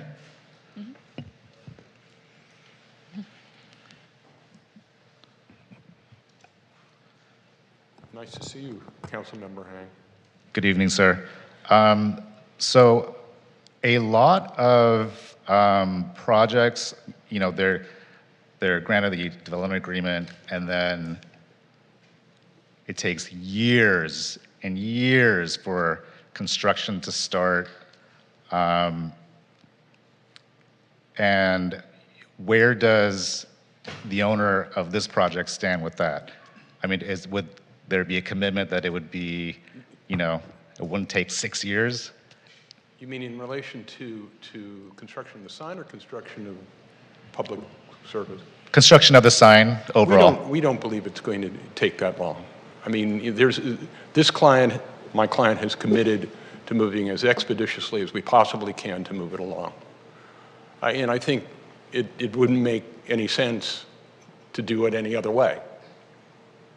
So if we were going to get approvals, we would go through, the building and safety process and move this as quickly as we possibly could. That's wonderful to hear, because then the city will be able to get revenue generated in a more expeditious manner. That's and correct. The public, I'm using the term park area, by the sign will be available for the public to use. Thank you. Thank you. Do you have further questions, Councilmember Hang? No, Mayor. Councilmember Meister? Yeah, no, I just wanted to mention, I know that Councilmember Erickson wanted to make a motion, and I just wanted to ensure that the language in 6.1.1 would be clarified, and that the deciduous tree would be replaced with an evergreen tree. I do see a request to motion from Vice Mayor Heilman on the table. I don't think there was a second to. I was saying I was prepared to. Yeah. I wanted to get through the Yeah. I agree with whatever we move forward with. I think that what Councilmember Meister just said. However, I was ready to, but I wanted to. I didn't want to stop the conversation. So, Vice Mayor, please have at it. Well, I don't know that the mayor has weighed in, but I did hear, I think, 3 council members who are supportive of a sign at that location, and whether it's the digital one, or whether it's the static one in front of us or a digital one, I don't know whether there's support for that, but I think we should direct our staff to keep the public hearing open and look at renegotiating the development agreements so that there's at least a fully digital sign at the location, that a lighting study is conducted regarding that, and that the possibility of a second side is permitted as part of that. I'll jump in since I also haven't had a second to comment, and I too believe that this would be a missed opportunity if we didn't look at the fullest revenue opportunity possible in this space. I really appreciate the way you articulated what is possible at this 9200 block, and 10 times the revenue of a digital sign is just an egregious missed opportunity for us as a council not to think of. So I would second the motion of Vice Mayor Heilman as written, and I think it would mean that some of the recommendations from Councilmember Meister aren't required at this point, but I do want to make sure that the best trees possible would come in if that's what is possible down the road. Yeah, and I see the city attorney asking a question, but yeah, if it were two-sided, then it likely wouldn't need a tree there, but I do agree with the other language request. I think the changes to the sign would require some analysis from staff. I don't know if we could say exactly at this moment what that process would look like because of the CEQA document, because of what Planning Commission reviewed, because of the negotiation of the DA. It sounds like it would require quite a bit of changes. So I don't know if we should specify exactly in the motion keeping this hearing open, because it's going to be a little bit different. But if you want to direct staff to go back and look at a different sign with different components, I think, and negotiate that, I think staff can work on that. Can we have some timeline for when this will come back? Because I know this has been in to the planning team. So right now, we don't know what we're looking at yet, so we'd have to renegotiate what that looks like, and we would have to carry out the CEQA analysis before we come back. As you may be aware, our CEQA team is also working on a lot of things for this program, so we'd have to go back to them and see what that means in terms of timeline.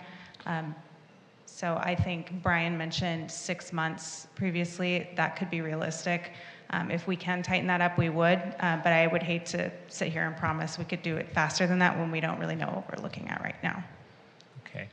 Well, I think, if that's the best we can do, that's the best we can do. But I think the goal, at least from my standpoint, is to maximize the city's revenue from this location.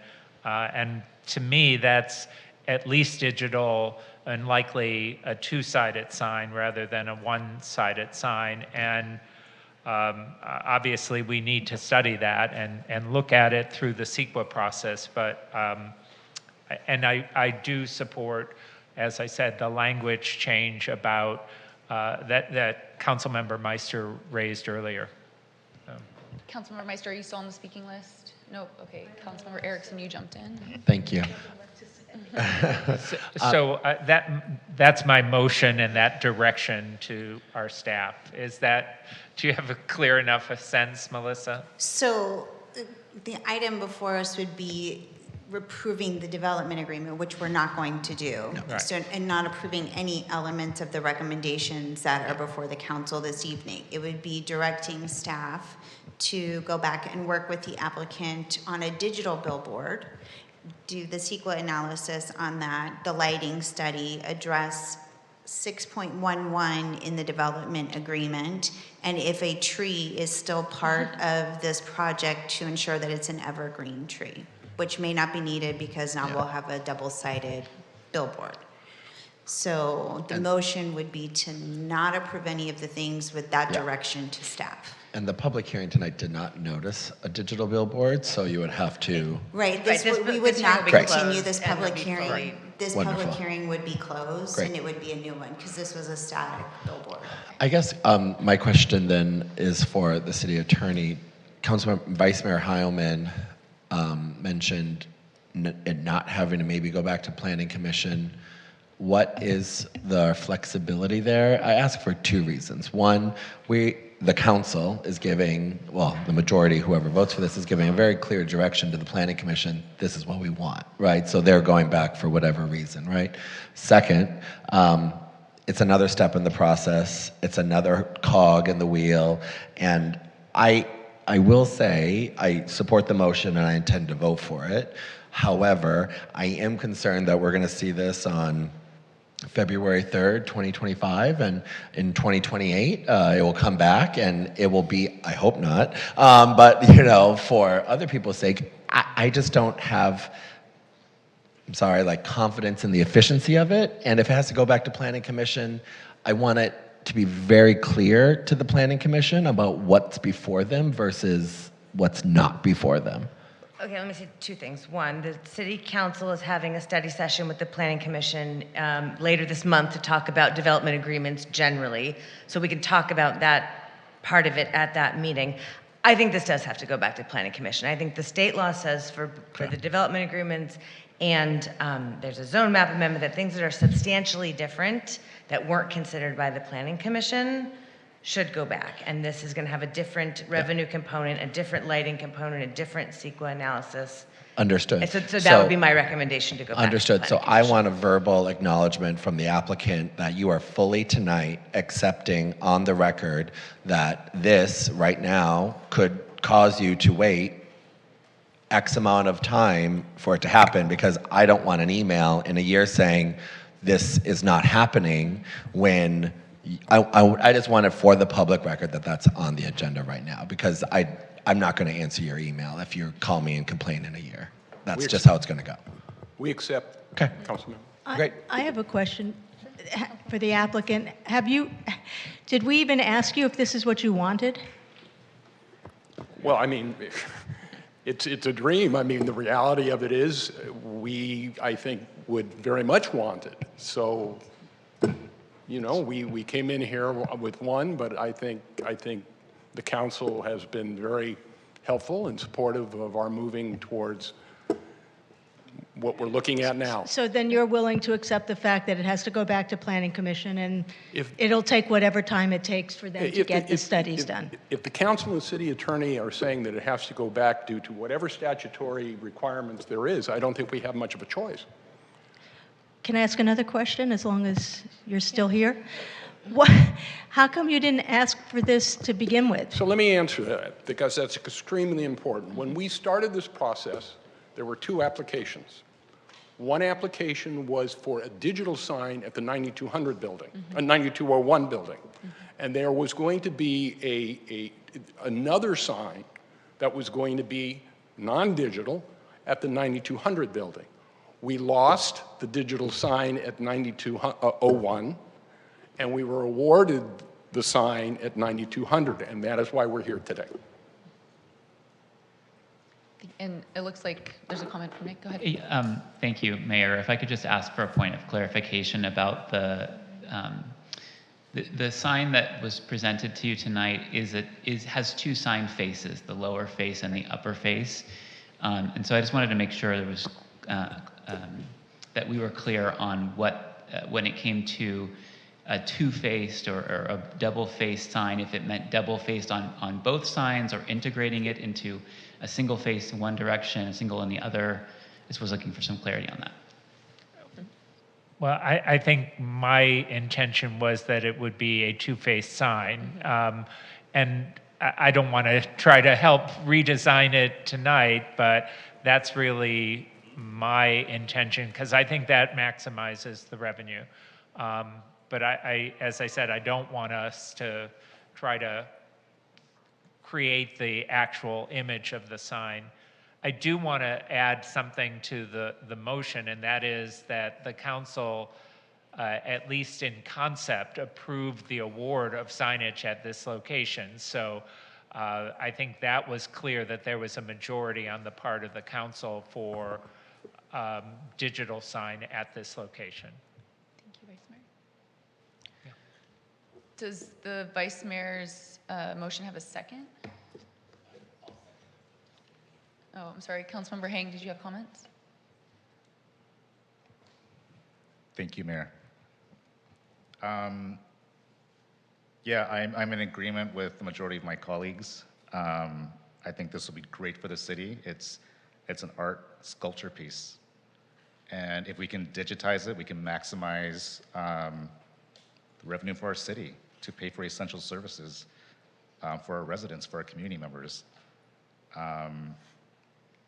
Thank you. Thank you. So we have a motion and a second on the floor.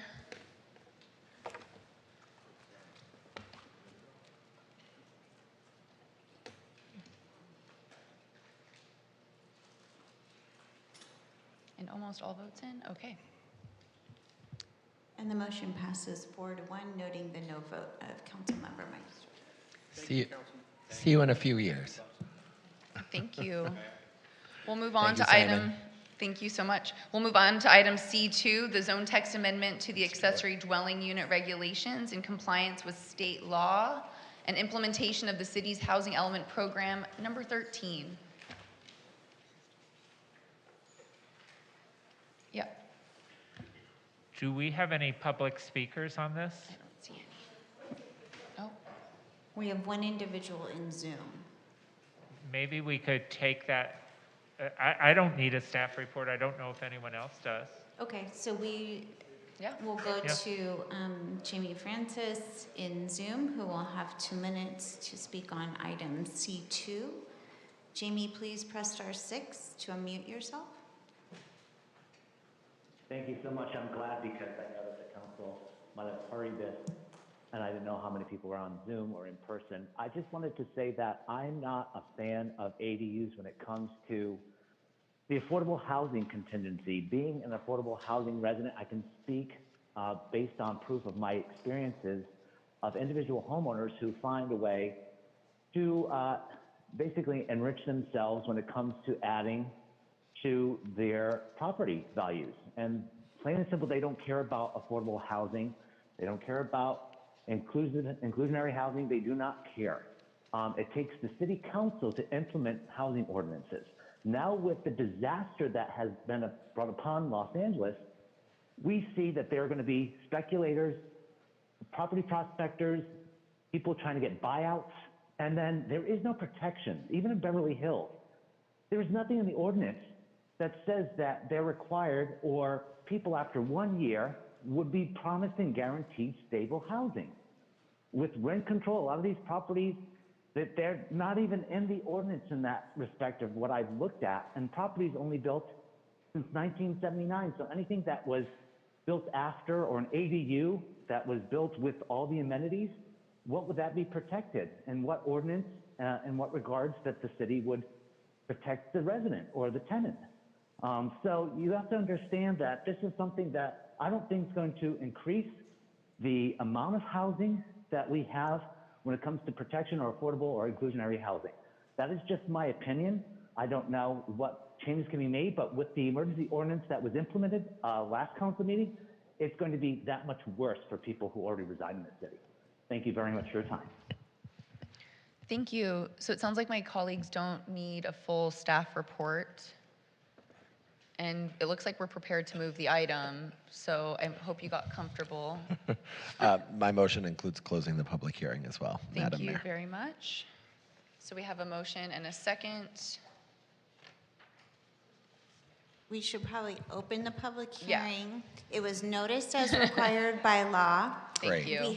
Aside from the one public speaker, we have no one else. We have not asked for a staff report.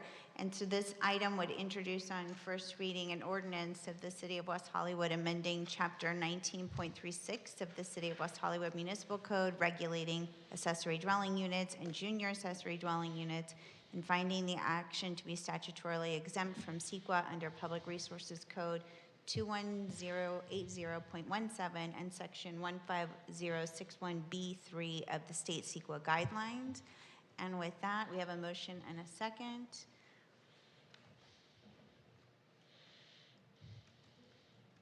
And the motion passes 5-0. Terrific. Very fast public hearing.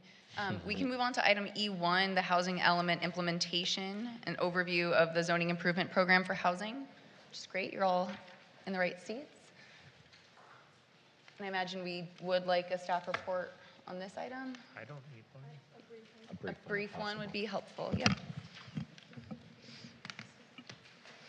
Good evening, Mayor and Council. Nick Marisich, Community Development Director, joined by our Assistant Director, Jennifer Alkire, Long Range Planning Manager, Francisco Contreras, and Associate Planner, Michelle Montenegro, who will be giving this presentation. Thank you.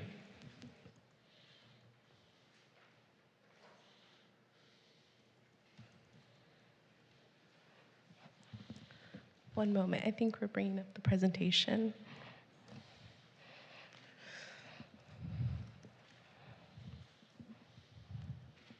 Olivia, do we have? Okay, it's on the desktop.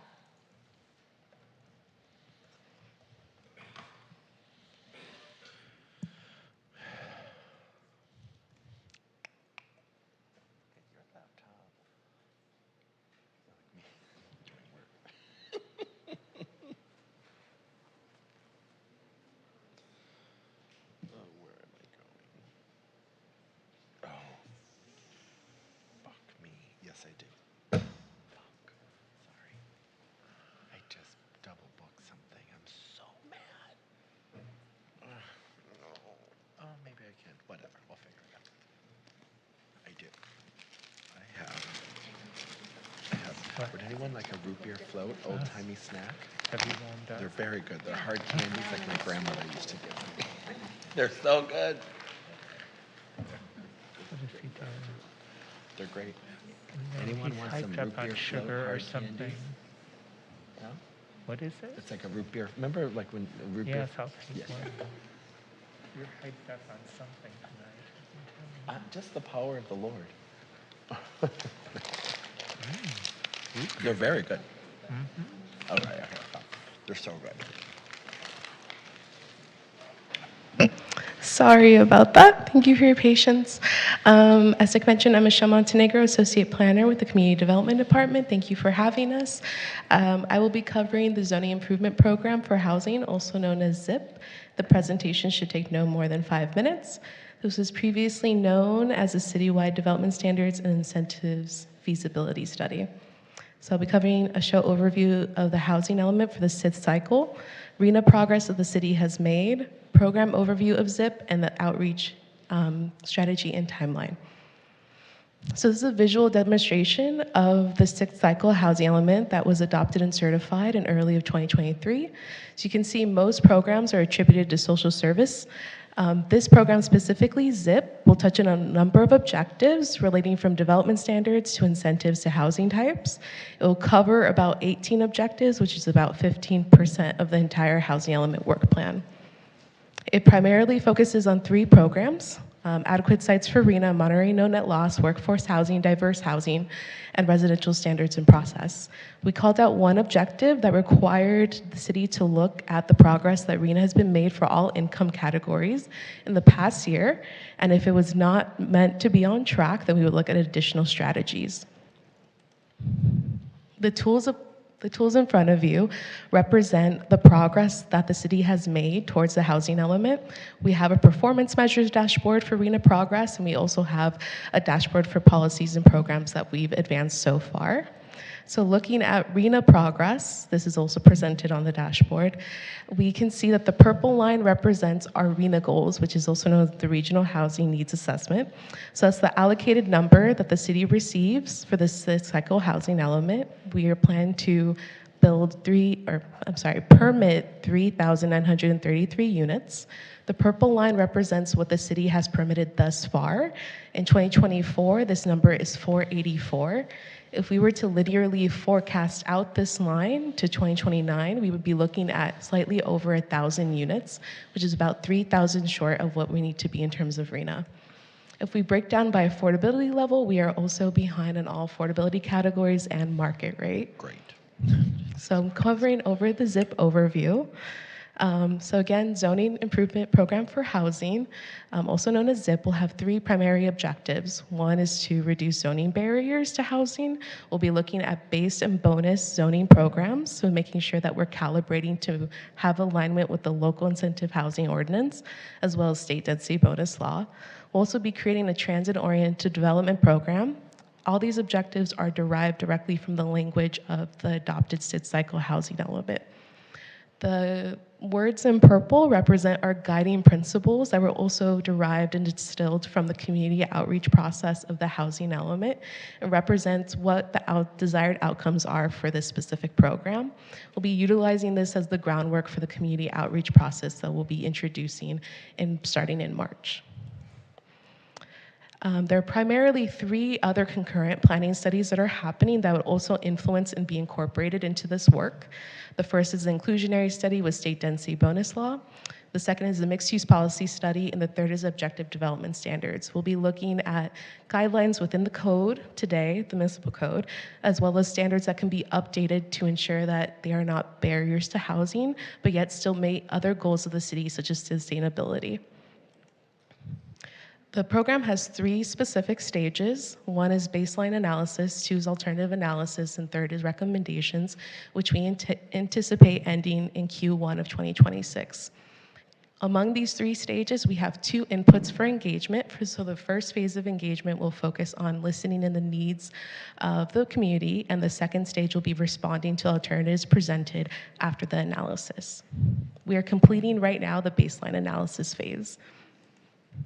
So these are examples of the work that we're doing to capture existing conditions within the housing landscape of the city. This demonstrates how the housing landscape looks like in terms of residential density. We're also looking at market trends for the last 10 years to see what are the unit mixes, where are projects being built into what number, and what affordability levels are these broken down into.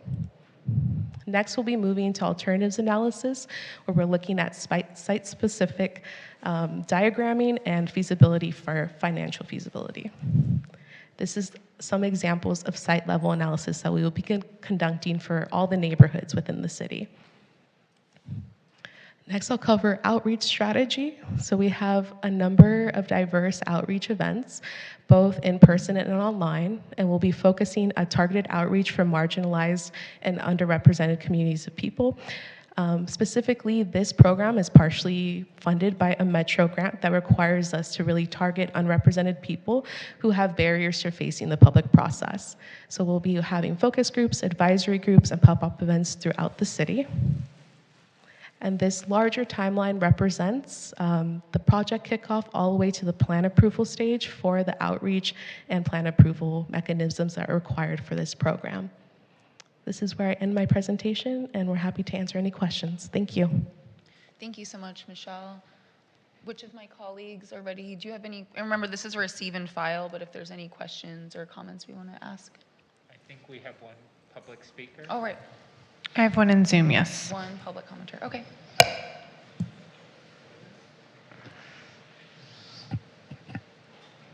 Jamie, you'll have 2 minutes. Go ahead. Thank you. I just wanted to say that it was a year ago exactly that we spoke about this, and it normally happens around this timeline. And I'm glad with the staff from Montenegro, I spoke to her on the phone, and she was very thoughtful and considerate, and I made some valid points. I just wanted to specify with the housing element that's always, implemented every year. There are stipulations attached by state requirement laws. And every time, and West Hollywood has actually been better than other cities, we're always falling behind the amount of housing that's viable and available. I've lived here for 14 years. I've been on the city affordable housing wait list for 12 years, going on 13 years this summer. And it really is frustrating because you wonder, is it indefinite? Are you gonna have to wait? Are there ways that we as residents can more or less have our options available instead of having to be stuck in the same place indefinitely? One thing is that because of my condition, my medical conditions, I can't be exposed to asbestos and lead, and a lot of these older buildings do have those chemicals in their signage saying, please be aware you're exposed to these chemicals. But yet, if I live in a newer building, then it's a small amount that's increased every year, and then there's no rent control. So there is a caveat. There is a mixed situation when it comes to someone like me of, am I going to be able to afford this come 5 years from now? So I just want there to be options with Section 8 affordable housing with maybe rent caps or amounts where those are on fixed income or existing residents, that's taken into consideration, because otherwise we have to stay put and remain in our units indefinitely. And I just want there to be better options and alternatives if we want to remain in our neighborhood or move into other parts of West Hollywood instead of being offered the same unit on the east side or bordering Hollywood all the time. Everything's bordering Hollywood or city jurisdictions, and it's just ridiculous. So hopefully those things can happen with community outreach and local residents who have options and preferences. Thank you so much for your consideration. Thank you, Jamie. I see Councilmember Meister. I think Councilmember Hang will come over to you. So this is just a receive and file, right? Okay, but I want to talk about expectations because you show, the 4,000 units that we have to build, which is fine, but at the rate we're going in terms of the proportions of affordable versus market rate, we're never going to make it, because you would have to approve, or we would have to approve over 17,000 units in order to get the 2,600 affordable units that are required by RENA. And 2,600 is about 65% of our numbers. I don't think we're going to get there like this. It's not necessarily about increasing density. It's more about coming up with creative ways to build affordable housing versus just housing that gets 15% affordable. Because the way it's been working out is that it's about 15%, because the 20% is based on the base number of units and not the total units, right? The bonus units are not included in that. So when you look at the numbers, you're really talking about somewhere between 15 and 17% affordable out of a project that we're all saying is 20%, but it's not really. Plus, that doesn't even consider that there are also people being displaced every time an older building gets demolished.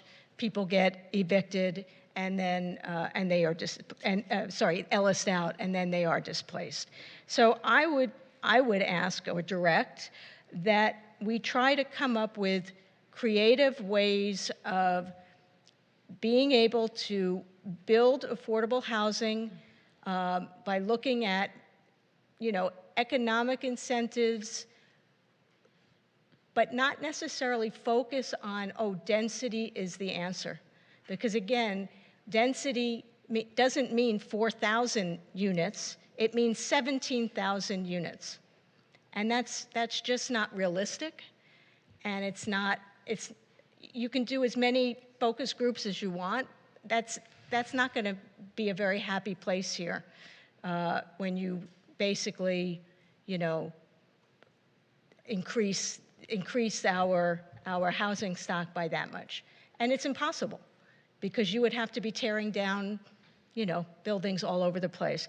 The other thing I was going to say is, while I am definitely one for community outreach, I would say let's look also at the community outreach that was already conducted doing the housing element, because we spent years doing community outreach to put together the housing element. So let's look at that, and then just supplement it with really what you need, like with the Metro grant.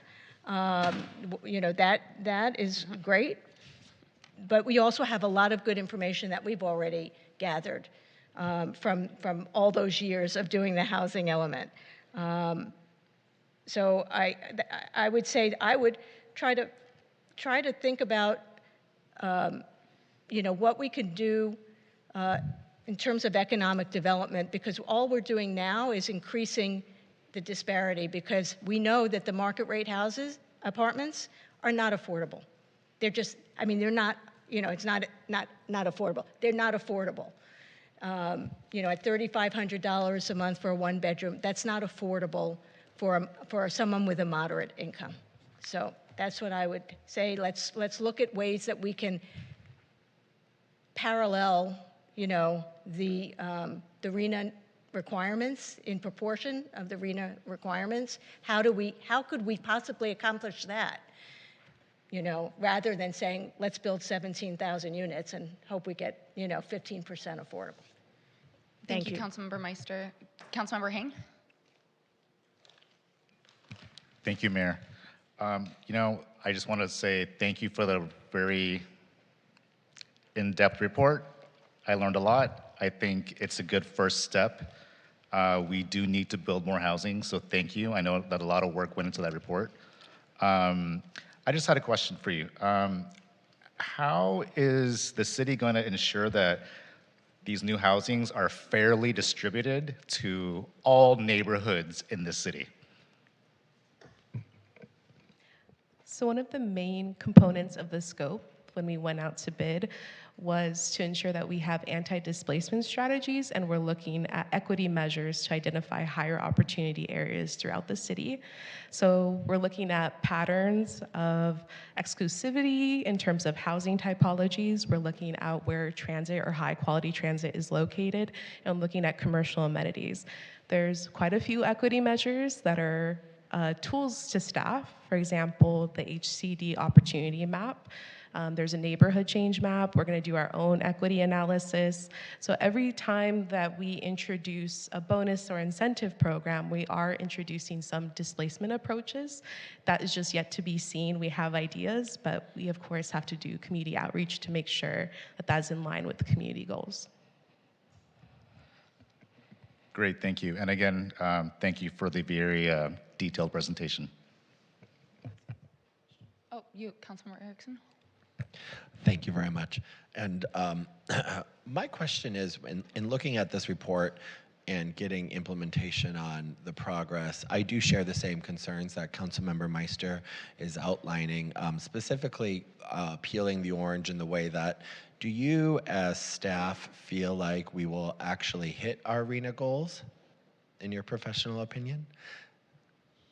Because I'll tell you my answer, but I'll let you tell me your answer first. I would say that based on where we are right now, it does not look like it, no. Great. So then what are, because I want to make sure the public is aware of this, what are some of the issues that we would have to deal with as a local city? I know this won't be unique to just us. I know this will be a large regional issue. And I know that the teeth that come about it could change with updates to state law. However, where are we at then if we get to 2030? Because Francisco, correct me if I'm wrong, when would we start the next RHNA process? Would we do it in 2027 just to make sure we get it done in time, or in 2028? And we won't be hiring Veronica Tam again, I hope. Several questions in one. So Sorry, yes. planning for the new seventh cycle will start in a couple of years. Great. So we have to start ramping up for that effort. Some of the challenges, if we do fall sort of out of compliance with our housing element, potentially if we don't reach our arena numbers. It's a conversation that we have with HCD. Because we're sort of a good actor, we're a pro-housing designated city. Hopefully they'll give us some leniency. But it could be anywhere from fines from the state. They could take away some review authority for certain permits for certain programs. It could be the introduction of oversight. Somebody taking over the planning review for the city instead of the city doing it itself. So it's a sort of a variety of steps that HCD can take. But it really, like I said, it depends. They do give you some time to correct if they think that there's something that you could be doing better. Again, it's sort of not like a switch turns on and off. It's a conversation with HCD, but there's a variety of enforcement efforts that are available to them, just an existing law. And I would just add that there's also, under current law, there's state mandated streamlining under SB 35. And there was a subsequent bill that amended that law further. And so if sufficient progress isn't being reached during the current RENA cycle, then those provisions of state law will apply to the city. So that's also under current law, at a certain point would come into play if we're not making progress. Thank you. And in addition into regional looks, do we know how our West Side cities are faring as well, or in comparison to us? And you don't have to have an answer for that because I did not ask you that beforehand, so I'm not going to hold you to it. But maybe if you could give us a, very much like how Laura, shout out to Laura, wherever she is, does the market outreach of vacancy rates for commercial and residential for businesses. Is there any way that we could get kind of a selection of seeing how West Side regional cities are doing? I know the city of LA is in their own little hiccup around us, but it would be great to know regionally where we all are at, because I say this in projecting the way that we all know that Beverly Hills, Santa Monica, Culver City, LA surrounding us, right? If we're all in that same boat, which, we want to continue to build and build affordable housing and build housing, right? We want to be the leader in that pack, but how can we set that pace in a different way? And so it'd just be nice to know where we're looking at. If you could maybe send a memo to the council at a future date, that would be really helpful. Yeah, and if I can add, Councilmember Erickson, we are starting to assemble the annual progress report for this year's arena and the housing element update, so we can bring sort of some of that information along in that report, and so that'll be sort of the latest, most up to date. So we'll reach out to some of our neighboring cities to see if we can get that information as well. Thank you. Thank you to all my colleagues and to staff for the report. As I mentioned when we met and discussed this item, as somebody who was on the housing element task force when all of this cycle got started, to see this piece of the very many programs and objectives start to come forward is very exciting. Zoning is merely the envelope in which a building fits into, so it's a great opportunity we have to think about creating a larger envelope for more buildings to fit into in the city. But as Councilmember Meister mentioned, it is certainly not the only way we have to pursue this, so just appreciate you sharing that slide that named the 31 programs and 116 objectives that are outlined in that housing element. We know we have a lot of work to do, and that linear line shows that if we stay on this course, we're not going to accomplish our goals. So we have work to do to steer course in the right direction, and I appreciate your leadership in getting us there. If there are no other comments, Vice Mayor, I was trying to wrap us up. I just had one other comment, and again, thank you for all of the work on this and the update. I think the real problem, though, is the way the RENA numbers are calculated and how we, as an already existing dense city, are allocated far more than we should be allocated. And you take a city like, I'm picking on Rancho Palos Verdes, because they have 13 square miles, whereas we have less than 2, and their RENA number is less than 700 for that entire 13 square miles, whereas we, with less than 2 square miles, which were already built out, are saddled with how many 4,000 plus units. It just doesn't seem fair the way the units are allocated through the process. So I think part of what we need to be doing is advocating for state legislation that changes the way that the RHNA numbers are allocated, because it is not fair to those cities that have consistently built housing and are already extremely dense, that we're now being asked to add additional density to our city where there aren't many places where it will fit. Councilmember Meister? Yeah, and I'll just say from being on SCAG, I know that SCAG has tried to push back, but they only went to a certain point, and I think that they will be lobbying for a change in the way that the numbers are calculated in the future. But they probably should have pushed back a little more. So, We don't need a motion on this item, just to receive and file. All right, I think that concludes our comments. Thank you all so much. Are we good to move forward? Good, okay. We'll move on to item E2, the final Eastside Community Priorities Plan Implementation Update. Not done with you yet, Nick.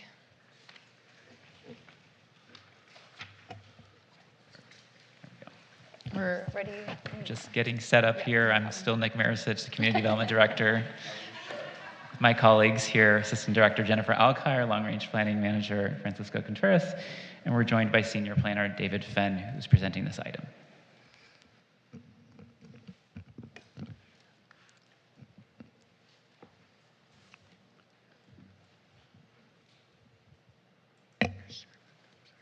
Good evening, Mayor, Vice Mayor, and council members. My name is David Fenn, Senior Planner in the Long Range Planning Division. We don't have formal slides for this, but I can give you a brief oral update if you like. So the item before you tonight is the 2024 implementation update on the Eastside Communities Plan. The plan was adopted in 2017 and made a series of recommendations to enhance the physical, social, and economic character of the city's east side, which the plan defines as from Hayworth East. Since then, the vast majority of plan recommendations are either in progress, completed, incorporated into other more recent city work plans and initiatives. For example, the WehoTV strategic plan, the citywide economic study, and the community safety and well-being strategy. There's even another item on this agenda to explore strategies for marketing Eastside businesses, which was a significant focus of the plan. Recommendations that have not been implemented have typically been preempted by larger citywide actions on related topics, evolving state law, or changing council priorities or best practices related to those items. Because the plan is nearing completion, staff are recommending ending ongoing tracking of the plan to focus staff resources on the implementation of newer, often related city initiatives, many of which will advance several of the same themes.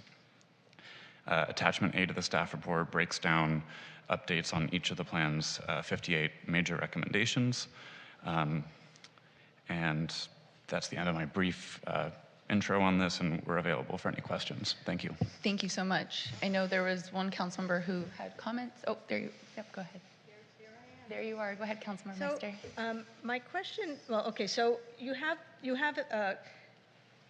a completed slash transferred. Is it actually completed, or was it just transferred? It depends on the item. In some cases, we've marked things completed where we're no longer able to work on them because of changes to state law, for example. In some cases, for example, things that are now being carried out as part of the small business initiative, those are marked as completed slash transferred because they're being processed through a more recent city initiative. Okay, so for me, I think I would have rather seen, transferred to this department or can't do because of state law or because they're not really completed. I mean, I get it that it's sort of off your plate because of state law or whatever, but we all go to the east side and we know that things have not changed that much since this plan went into practice. And so to have in the report that it's 96% near completion rate, it's not really, it's not really all 96% completed. some of it is just it's gone somewhere else, or it's gone because of other reasons.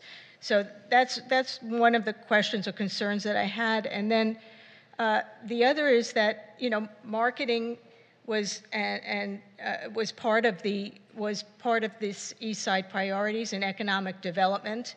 And I guess the reason I was thinking about all this is because there's an item on the agenda tonight, and I wish we could have done them together for that purpose. And so to me, it sort of doesn't make sense to bring in a new item when we already had the item, but then the item got transferred, although I don't know if it's complete or not. It's just all confusing, because it's sort of, I don't know where anything really is. Like, I just know that, if you go over to the East Side, we still have a lot of work to do. So I don't really know that there's I don't know if there's anything specific that you can do about this, but I guess I would prefer to see the categories be more specific, and not say completed if it hasn't been done for whatever reason, right? And that's kind of where I'm at. And I guess I could ask, but I guess I can ask later when we get to Councilmember Erickson's item, what's different about his item than from the marketing, economic development strategies that the community had come up with for this plan. Do you all know that? Can you answer that, or well, I'll have to put Councilmember Erickson on the You always on the put hot me plate. on the hot seat. Hot seat, or the hot plate, whatever. It's late. So there were a few related items in the plan. I don't think any of them are as kind of focused as Councilmember Erickson's item on marketing of businesses generally. But for example, there was an item in the plan to look at an information campaign to encourage reinvestment in commercial buildings, which is not exactly related. That's talking about the buildings rather than the businesses in them. But you can see how there's a relationship there. And I think there's a few items like that. For example, there was a recommendation to create a retail referral program, which is something that our economic development colleagues do, which obviously is related in terms of getting tenants into our spaces, but not necessarily promoting the tenants that are already in there. And there's other items in the plan related to trying to create a sense of identity for the East Side, which would obviously benefit the businesses are there, but they're kind of coming at it from a different angle. But I'm sure the council member has other intentions for his item that he could share with you. Thank you. Were there any other comments on this item, Vice Mayor? Just one, thank you for giving us the update. Maybe I had a little bit of the same reaction as Councilmember Meister, that even though a lot of these items have been completed or moved, the East Side still needs a fair amount of our time and our attention, and I want to make sure that that focus on the East Side isn't lost. Particularly in the business community, and I know Laura is here, so she's hearing this. There are a number of properties that appear to need assistance, and there are also demographic changes that are happening there. So I support your recommendation and appreciate what you've done, but I hope that, and I see Laura shaking her head, that we're not going to lose our focus on making improvements there. So that's all. Thank you. Councilmember Erickson? Thank you so much. Yes, and I won't spoil it, but to get back to my item, I think there is perfect looking at ways we can sync all those things or maybe add to more. So I welcome more thoughts and opinions from my colleagues. I think the reason here too that we see completion versus actuality is there is a big difference the moment you go, well, anywhere east of Crescent Heights almost in some ways, right? There is no business organizational presence on the east side that's very well known. Most of the businesses don't even know who the West Hollywood Chamber of Commerce are. They don't even belong to it. A lot of businesses are made up of communities of color. None of them belong to an organized entity, nor do they have the funds to do it. They're all asking or trying to relate to different ways that they can connect with the city, and I think the city's done a really great job of formalizing better relationships, thanks to Laura and David and other individuals going out there to like Dub's Coffee Shop or Le Fa or the barber shop at Fountain and La Brea, which frequently finds visitors with four wheels going through their four walls.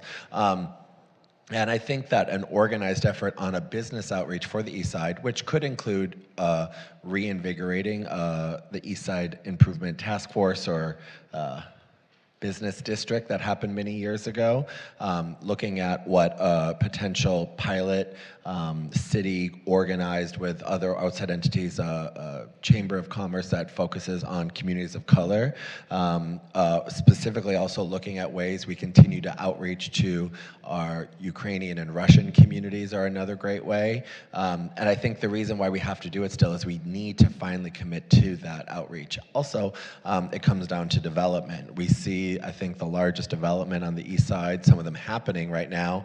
We have the place by Galanga Thai finally opening up here probably this year. You'll tell me if I'm wrong. We have the Queso place that's at the corner of Vista and Santa Monica Boulevard that's opening up. Businesses that were stalled as a result of COVID, but how can we streamline our work with them? And so I think that there's ample opportunity for us to all throw things maybe into a hat, which was kind of my intention of myself and the mayor's item, especially after having that report a couple of meetings ago. But I do agree with my colleagues that what does completion look like? Because as someone who sees it and walks it, how can we dedicate those terms? And I know the redevelopment agencies were a big part to a lot of those aspects of getting some, different types of outputs, present in the community, but we need to do more. I think a big example is how are we, doing work with the La Brea Gateway, and the East Side Gateway to our community, right? It's no shocking to anyone that, it's gone downhill, right? And that area with Metro and everything else is, not helping our businesses on the East Side. So what does a whole approach to that look like for our businesses as well? So I think, and there's public safety in the attachment that we saw on this item as well. So, I think that it's not a conversation we're going to finish tonight, but hopefully one we can help with some of the businesses that need that to design a strategy. Councilmember Hing. Thank you, Mayor. First of all, I want to say thank you for the presentation. And I guess I'm looking at it through a different lens. I'm not really looking at it as the work is done or completed or closed. I'm looking at it more of like the work is being folded into the overall general work of the city in and of itself. So that's kind of how I'm looking at it. And a couple questions for you. I share some of the same concerns. How has the community, East Side community, responded to changes to the plan? I mean, have you guys had any positive feedback? So we haven't necessarily changed the plan. In previous years, we did these updates annually. Historically, used to be folded in as part of the city budget. And prior to bringing those updates, there was a process where we would do some outreach and ask people of the remaining recommendations, how should we prioritize them? And in that outreach, as we did it in previous years, common themes would rise to the top that I don't think would surprise anyone up here. Items related to safety and homelessness, often seen as higher priorities, and then the other issues that are kind of match the city's agenda generally. We didn't go through that process this year because our recommendation is to close out tracking and transfer the remaining recommendations to other more recent and higher priority work plans. And have you discovered any new or emerging priorities for the East Side that were not particularly discussed in this final report? That's not a question that we really asked in that outreach, since it was very focused on what from the previous plan was priorities for people, but I think certainly with items like the council member's item, there's an opportunity to hear from people, and part of the reason why we're recommending closing out tracking at this time is so that we can have kind of a more contemporary perspective as we move forward. But it's just going to be folded into the other plan, so the work will still continue. Correct. Just in other aspects. Work that's not completed or preempted by state law, yes. Thank you. Any other questions from my colleagues? Do you need a motion, Mayor? I think we do need a motion. We have recommendations on the table we need to accept. Great, that happened fast. Made it. I think the motion is as it sits, receive and file, and you are finished with your tracking work. Thank you. Yep. So receive and file the update and direct staff to conclude the ongoing tracking of the plan, allowing resources to focus on implementation of newer city work plans and initiatives. We're all clear on the motion? Great. My button's not working. There it is. Councilmember Hang?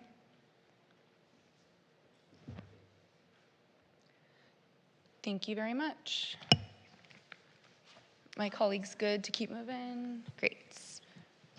We can move on to item E3, the Metro K-Line Northern Extension First Last Mile Early Assessment Plan. I know we have one public speaker signed up for this. Do we need a staff report?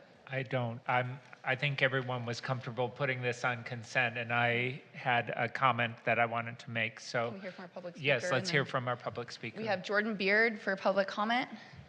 Nobody else in Zoom, right? Just one? Great.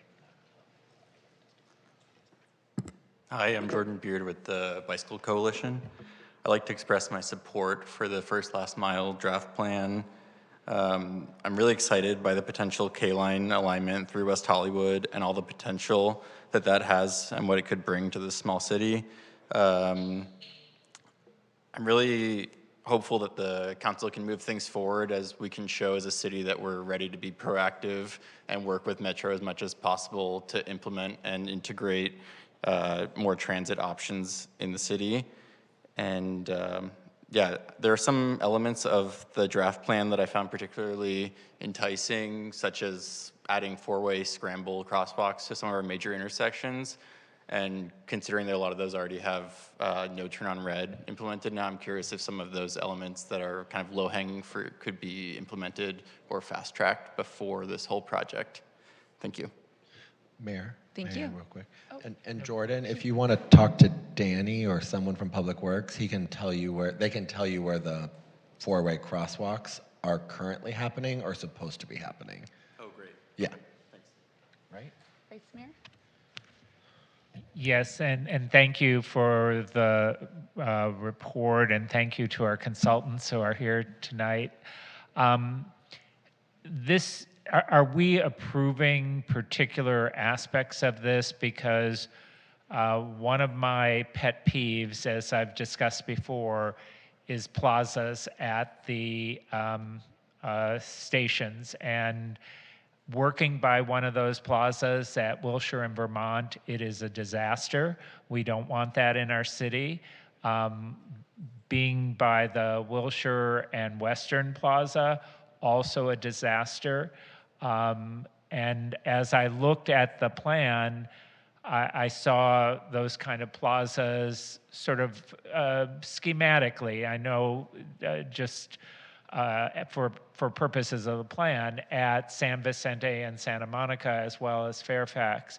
And I think that would destroy those intersections if we do what has been done in the past. There's really, taking transit in other cities, there's really no need for that large open space, which becomes a gathering place for unhoused individuals. It becomes a place where people with megaphones are telling us that we need to find Jesus and shouting other things at us. And then it becomes a location for people selling, balloon animals. It's really, having worked near this, it is a nightmare that I don't know why we would even think about trying to replicate that in our city. And I know you're going to tell me, but we would do it differently and we would have merchants, but they have merchants at those locations. It doesn't work, and no one wants to go to those stores because of the activity that is generated by those plazas. So tell me that we're not approving plazas in this plan. So first of all, thank you for the question. The final design of the area around the station portal itself is much more in Metro's control than it is in ours. Our plan, the plan that's before you, also is a high-level early assessment. With the concept behind that is that the recommendations are identify things that we might want to look at further in the future with Metro and in future city and Metro planning processes to get really finalized. You alluded to this a little bit already, but the recommendations around that from our plan and what you saw in those conceptual renderings are intended to actually kind of minimize the amount of just open plaza space. Those conceptual renderings include suggestions of joint development of residual property around the stations that Metro would have to acquire for the construction, things like station-oriented retail, bike share, basically things to use up some of that space that you're describing that Metro's historically built around other stations. So our suggestions in the plan are that we would try to do other things to activate that space and minimize it and use it for things that are productive. But certainly we're hearing you tonight, and we can have those conversations with Metro to reduce it even further in a planning process that's certainly not over with this item. This is very much the beginning. When you take transit in DC, for instance, there are plazas at certain locations, but many of the stations, you're coming up and coming out of a building, essentially. You're coming into a building when you go into the station, or you're going down a large area and there's no large plaza around for people to congregate. Just having taken the Metro line and taken buses to the Metro line, every time I take it, I am shocked by the poor planning, I think, that went around those stations and those locations and those plazas. I don't want to see our historic Rainbow District destroyed with that kind of activity that is really, I know we want to provide amenities to the public, but believe me, it's just not an amenity. It is for want of a better term, a cesspool, and it is not attractive. So I hope that as we're looking at this, we're looking at how to design and work with Metro to make sure that those stations actually are stations and not what I just described, a cesspool. Thank you. Vice Mayor, we hear you loud and clear, and we can definitely incorporate that. I wasn't subtle, was I? Our ongoing work with Metro. Thank you. Are there any comments or questions from my colleagues? Oh, but Councilmember Erickson. Thank you. I also agree with Councilmember Heilman. If people are stopping in the city of West Hollywood off of a Metro stop, I'd rather have them stop off and then go to our Rainbow District than creating a whole new avenue of cesspool of availability. I'll say it one more time. I got some questions from members of the public regarding the staff report specifically, and I just wanted to clarify for the record that you list or mention, and I can't find it now in my, hold on one second, about Beverly Boulevard. So we gave direction last year regarding Beverly Boulevard will be class 4 bike lanes, not class 2. But I believe in here you mentioned that they're class 2. Can you just clarify or make sure that the class 4 is what's being occurred, because we gave that policy change? I understand the policy change was class 4 bike lanes unless certain things can occur because of street design and everything that we talked about, but in here it still says class 2. So I just want to make sure that that is clarified moving forward, because we did halt that process on Beverly to do that, to have that protected lane before that would occur. So I think there are two either slides or maps where one in which we show the previously planned facilities and another in which we're showing what is recommended as part of this plan.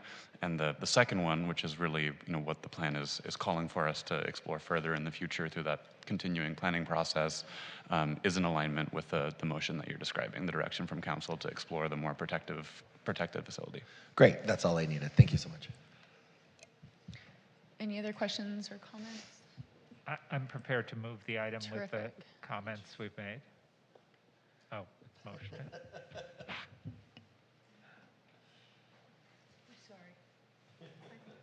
No, it's good. I did. My screen was off. Great. Passes 5-0. Great. We can move on to item E4, the bicycle giveaway pilot program evaluation. And I know we have one public comment. Do we need a full staff report for this item? No? Do we want to let our public comment speak? Yeah. We have Jordan Beard for public comment. Hi there. Just a quick comment on this. I'd like to voice my support for transitioning this program into more of a voucher type of program. Expanding access to bikes is another important step the city can take to reduce our dependency on cars and improve traffic congestion. The high economic cost of car ownership weighs heavily on many of our residents, and by supporting making biking more accessible, West Hollywood can make it easier for residents to live here without the financial burdens associated with car ownership. Every car that is replaced by walking, biking, or transit is a small but important step towards supporting our climate goals, improving our air quality, and it removes a car from our beloved traffic jams. I encourage council to direct staff to further explore how the city could use vouchers and other creative measures to increase access to bicycles and e-bikes, as well as e-trikes for people with various abilities. I also am interested in seeing this program implemented in a way that can target those who could most benefit from these initiatives. Thanks. Thank you. I understand we also have one public comment in Zoom. Do. We do. Andrew Solomon, go ahead.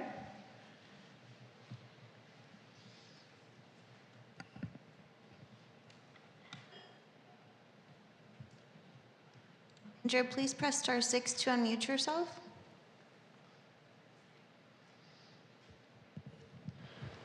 It's his first time giving public Hi, comment. thanks. Andrew Solomon, West Hollywood. I just want to thank staff and the prior council for their work on creating this bicycle giveaway program. I personally began biking kind of late last year, and the first bike I rode for several weeks was my neighbor's free giveaway Schwinn that they got from the city of West Hollywood. And now I ride every day. I own a cargo e-bike. I ride to and from work. I go to the park on the weekends. So I thank you, the previous council. I think especially John D'Amico for instituting this program. It has made a huge difference in my life and also in doing my part in lowering emissions and lowering BMT. We have major bike lane infrastructure upgrades coming to West Hollywood soon. Hallelujah.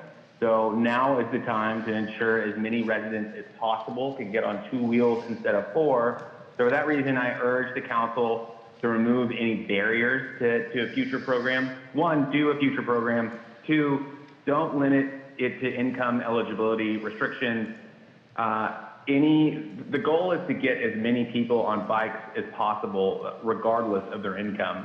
I noticed the staff report directs people to the state Cal Bike Incentive Program. That program went live in December, and their portal sold out their incentives in less than 3 minutes. It's easier to get a Taylor Swift ticket than it is to get a state rebate for your e-bike. So let's do a broad local program, and let's make it as easy as possible for everyone in West Hollywood to choose a bike over a car. Thanks. Thank you. Who among my colleagues would like to begin? Oh, Councilmember Erickson. Thank you so much to staff. Also my item, Mr. Solomon, when I was with Councilmember D'Amico. I think the intent of the item was much more than the dream that it could have been. I think that we were first to acknowledge that. I agree with what staff is recommending here. I would love to see more ways, and we've already written letters to Metro for the Metro Bike Share program that we would like to get onto. I don't really support doing another WeHo Pedals. Was that the final name of it? WeHo Pedals? Event, but however we could utilize Metro or maybe get on earlier with that. I specifically see that happening with Ciclavia a lot. People are utilizing Metro bikes. I agree with the incentives for the e-bike programs that come out through the state, if there's any way that we could do that. Bike storage is obviously an issue that is highlighted here quite lengthily in the staff report. So however we could identify ways to create some type of how do you call it? Fixed asset surplus equipment donation program, or how we can give them away, I support as well. So I think that this was a great item with the intent. I think people did like it, luckily, and I want to thank Paige and other members of the staff who, when someone's bike was stolen, worked with them to get them another bike because they were actually using it every day in this way. And so I just want to thank staff for kind of going above and beyond specifically with this program. So I'm in support of the general direction. I'm open to other ideas as well, and how we can continue to utilize these bikes in a positive way. Vice Mayor Heilman? Yes, I support the recommendation. I do think that once we give away a bike, it isn't our responsibility to maintain it or to store it. I also think that if we're giving people vouchers to purchase a bike, I think there should be an income-based restriction. Why would we give away vouchers to people who can easily afford to buy a bike themselves? Yes, biking is great. It takes people off the roads, out of cars. All of that is good. And there are a lot of other good things in the city, but a lot of our programs are income-based, and I support what the staff is recommending. Councilmember Meister? Yeah, I just ditto, really. I support the recommendations, and I also think that anything that we do in terms of incentives or vouchers should be income restricted. Thank you. Councilmember Heng, do you have any comments to add? Thank you, Mayor. I am also in support of the recommendation. I understand the spirit of the original ordinance. It did some good too, although it was very taxing on the staff from what I read. 7,500 miles biked between 2023 and 2024. 4,784 miles of automobile trips eliminated. So the program was successful, although taxing. So I do support eliminating the program, and I'm excited for what's going to come before us with the e-bikes. I just have one question, apologies. Biking lending library, thank you, that's the actual verbiage I would like to use. Why, to comment on something the Vice Mayor said, why did we take the bike back? Like if someone had a flat tire, why did we set up a bike shop at the city of West Hollywood for them to refill their tires? How did that come about? I don't remember that being in the initial direction. It seems like the repair and the return and all that stuff that you talk about in the item, where did that onus come from?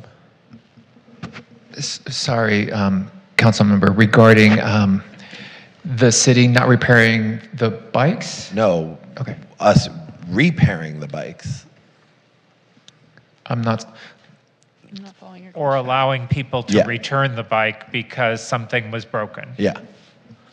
It says in your staff report. Do you want me to point to the page? Got it. No, yeah, No, we were concerned with I believe it's the gifting of public funds. So we just weren't certain at the time whether or not, they could just keep the bike or just do whatever they wanted with the bike. If we didn't have, direction from council, that was okay for us to do that.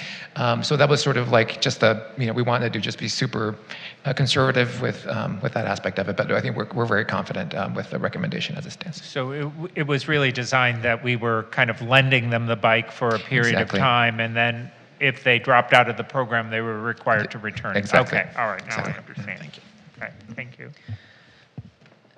Looks like there's a motion on the table. I do just want to lift up one recommendation that is in the report that came from the Transportation Commission that I liked, and you sort of mentioned it. It was this bicycle lending library. I don't know that I got the full breath on this council, but I don't think it did, yeah. Are you trying to say something? No, yeah, did you want, I'm just going to say something. Because I'll withdraw it. I wanted to just say that I would love to see what it could look like for us to have a small supply of e-bikes available at the city that is in the format of a lending library. And this could be something that looks like a partnership with LA County Library. I know other cities do a rental program through their libraries. So it's as part of coming back with a incentive program, or sorry, a voucher program for e-bikes, what would our own city lending library look like? And the idea with that would be not that for long-term use, but truly so that people could test out what it looks like. And if it's not possible that our city does that, what it looks like to be in partnership with other places that do it. And I say that because part of the big barrier for people in getting onto e-bikes in the first place is not having an understanding of what it really looks like or feels like to ride them. So if we can give people that opportunity, did you want to add anything to that? Yeah, thank you, Mayor, for bringing that up, because that is, I think, something that the Transportation Commission, when I spoke to my commissioner, was really highlighting. And specifically, working with the LA County Library LA County Library is a great suggestion if that is feasible, but adding, I took away my motion so we could maybe add that, potentially, that language to it. But also, would it be possible for us to work with, because of the income restriction comments that we had, the West Hollywood Housing Corporation or other low-income affordable housing programs to allow them to have X amount of bikes for residents that need them to check out in any way, shape, or form? Is that a gift of public funds in any way, shape, or form? I think we would have to look at that. So if you give direction for what staff to look at, we can assess what would be an appropriate program. Can we approve the recommendation and give direction to staff to follow up on seeing whether a bike lending program through the library is feasible, and whether it's feasible to look at providing bikes to a limited number of bikes at some of the low-income housing projects, maybe do a pilot project at one of the buildings? Thank you. Did we all got that? Okay. So we have a motion on the table and a second. City Clerk, you have that? Great. Then I will, oh, sorry. Okay. Motion passes Motion 5-0 passes. with the additional direction. Great. We are out of the old business section. We are going to take a short break. Can we reconvene at 8:55? 8:55, an 8-minute break. And what do we have left?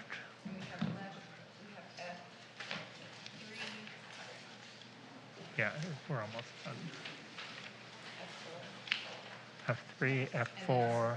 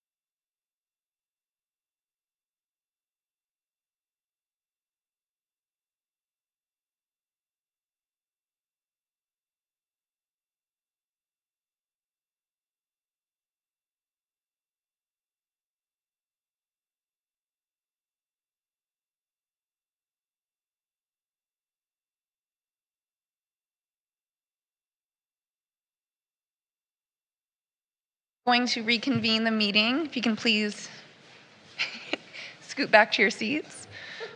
I think we're picking right back up at item F3. Proposed organizational changes to support the administration of the city's Billboard program. And this is a council member item, so Vice Mayor Heilman, over to you. Thank you, Mayor. And although this is a council-initiated item, it is an item that we've worked on with staff and with the city manager. It really directs the city manager to create a division within the community development department that will focus on billboards. As we've seen, this has taken up a substantial amount of time of our staff and the Planning Commission and the City Council, and it's likely that this program will grow if billboards are used to support the development of housing on Santa Monica and other corridors. The idea behind this is currently we are staffed with people from different divisions, and two of the people who are primarily responsible for billboards are working remotely. And this was really, the plan was for them to transition out of the city's employment. And as that occurs, the city manager has outlined a structure that is going to work for him as well as for the community development department. So that's really the direction that's being given here. And I don't know if David wants to add anything, but I think he's asking for approval of various positions that would then be funded essentially in the upcoming budget year. And this would give him the authority to begin recruiting for those positions. Yeah, we would come back at the next meeting with the mid-year budget to actually, if you approve tonight the positions, we'll come back with the job specs and all of the normal things that we do for new positions with the mid-year budget, and then we could begin recruiting, knowing that that's going to take several months, but by the next budget cycle, by the July 1st, we'd have these positions filled. And the only other thing I would add, and this is not to diminish in any way the high quality work that we have gotten from the people who have been working in the program and the people who've been working remotely as well. So there's a great deal of expertise that's been developed and a great deal of work that's been accomplished, but this would essentially focus that work in one portion of City Hall. Terrific. Did you want to jump in, Councilmember Erickson? Yes, thank you so much to my colleagues on this item. So I'm supportive of it. I think adding more staff is always helpful, and I think that's where my comments come into. So we are throwing staff at the Billboard, not throwing staff, we are providing staff, sorry, for Billboard assistance, which has both financial applicability to the city and long-term development in that way.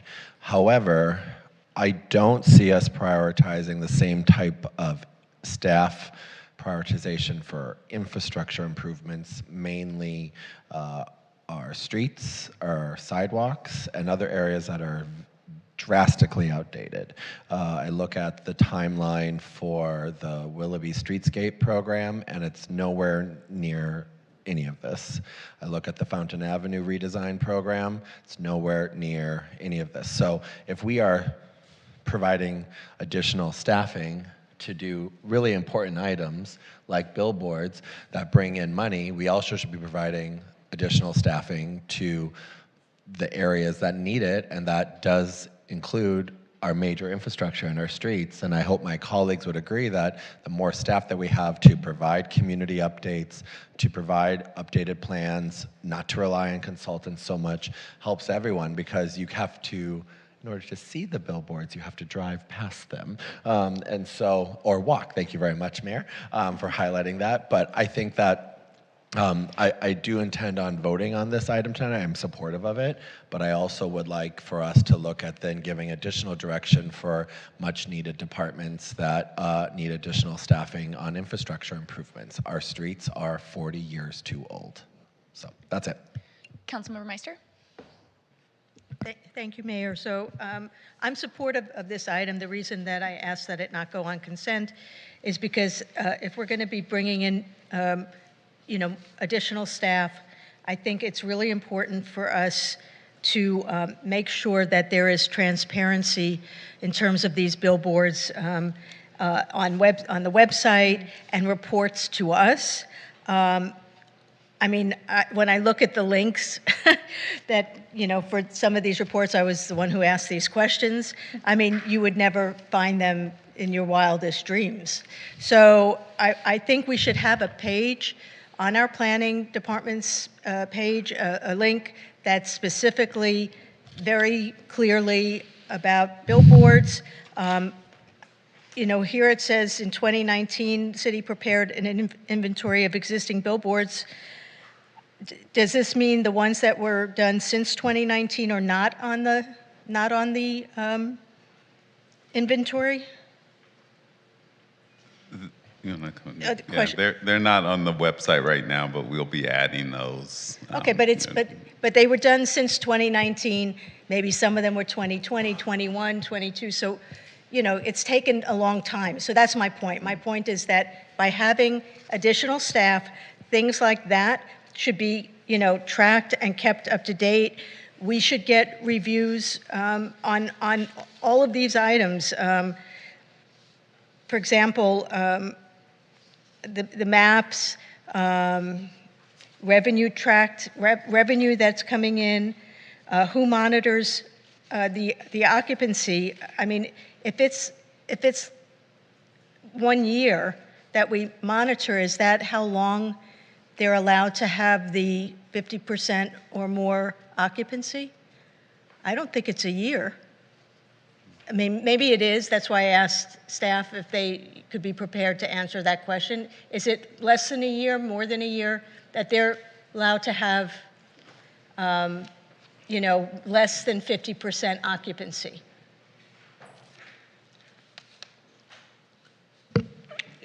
It's specific to couple development agreements. It hasn't been standard, and we're trying to standardize that language for ground floor occupancy. But what is staff hoping for?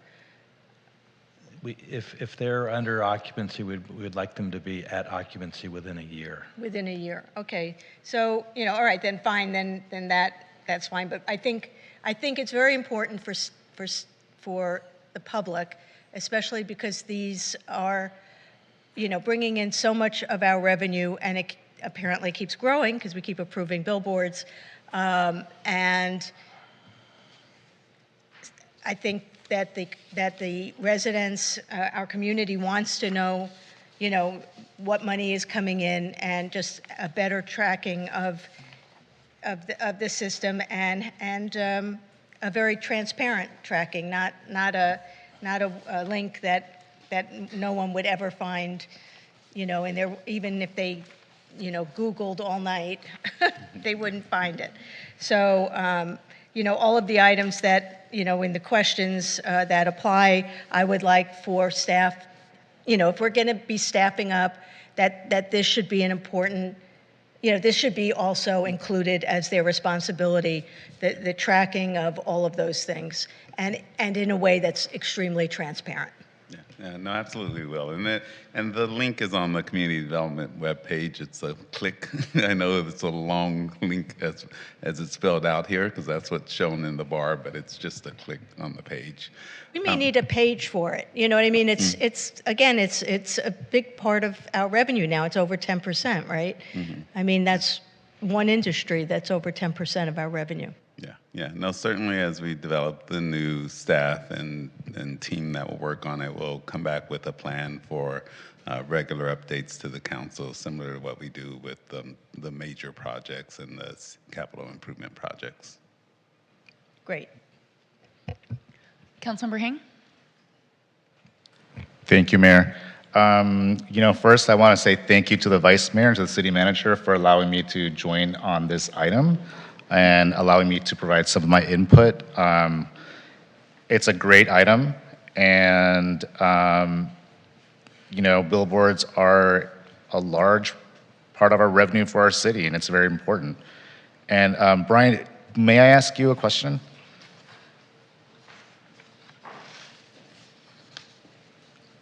And, thank you to staff for all the hard work, you all do in bringing this huge chunk of revenue to our city. As Councilmember Meisler said, 10%, maybe a little bit more, and that's super important. And all these creative billboards that have gone through the process on Sunset, that's what sets West Hollywood apart. When did the program begin? 2020. 2020. Okay. So roughly 2020, and since 2020, how many projects have actually been approved and are operational on the Strip? We've approved 12. And how many are fully operational? There's 3 full motion, and there's 1 or 2, I think 5 fully operational. So it's 5 fully operational since 2020, and there's quite a few that are pending. And then are there any that are almost complete? The Now, which is 8497, should be up and running within months. The Whirl at 83, that one should be in another month or 2, and Whiskey Rainbow and Roxy should be by the end of the year.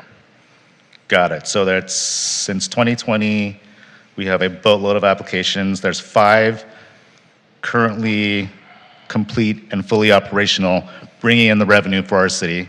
There's 2 that are almost complete, and then there's, I believe, 3 that are approved and most likely will be completed at the end of the year. Correct. So this is all revenue. So there's quite a few pending applications that are still in the process somewhere along the way.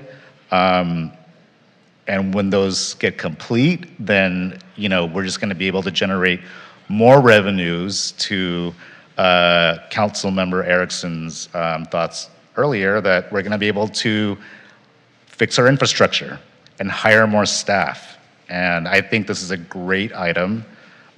It'll complement the amazing work that staff has already done to bring this to West Hollywood, our Billboard program, and I'm fully in support of this item. And, making a specialized unit will, in my hopes, make the process go a little bit faster. And, what was covered in the staff report was the word milestone, right? Yeah. So I'm very hopeful that staff will be able to come back to the council with some sort of milestone, some sort of optimal milestone, so that way applicants can get an idea of where they are in the process, and they're not kind of just waiting in limbo for whatever reason. Plans get changed, et cetera, so that there's set some sort of a standard of expectations. And I firmly believe that creating a new unit with specialized staff that will focus only on this can definitely make that happen. Yeah, and I just want to note that it's the applicants that we're often waiting on. Staff has been prepared to move on many of these signs, and it's, it takes us months and months to get information from the applicants. And I just wanted to put that on the record. Okay. And I understand, and I know that there are some staff that will request certain changes as well. Yeah. So it goes both ways, so to speak. So, correct. Thank you. Yeah, and I would just add that we had an initial, basically 3 rounds, round 1, 1.5, and then round 2. But we had like 20 applications approved at one time. Mm-hmm. And so, though it's been since 2020, we had 20 applications that we're working on at once. And so now you're seeing a couple of billboards come every month, or at least one a month or 2. Mm-hmm. So you're going to see a lot of them happening sooner, even without this, but I think this will make it faster. But I just don't want to compare this to from day one, because at day one we had like 20 applications going through the start of the process. Thank you for the clarification. We have a motion on the table. Councilmember Hang, do you want to give it the second? Oh, Oh, sorry. Sorry. Go ahead. And the motion is to approve the recommendation, but also with the suggestion that we have a dedicated page on the website and that we ask the new unit to create some expected timeframes for applicants. Terrific. Thank you both for the item. And with that clarification, we have a motion and a second. Oh, sorry, I have to actually push start voting, so I apologize. Moving through. Motion passes 5-0. Terrific. We'll move on to item F4, the East Side Economic Development and Marketing. Over to you, Councilmember Erickson. Thank you so much. We've kind of previewed this. This item is very business focused, so not kind of the other things. I would really like us to look at creating an reestablishing an East Side Improvement Business District that the city could help get off the ground. I would also like us to look at how we engage our BIPOC businesses and different owners in that area. Specifically, I know our business task force is forthcoming. Additionally, in regards to this item, taking some of the recommendations that we did see that were outlined in a way, but how do we create actual long-term standing systems or organizations for the East Side? They just aren't there, and I think that's because a lot of the different types have price points associated with them.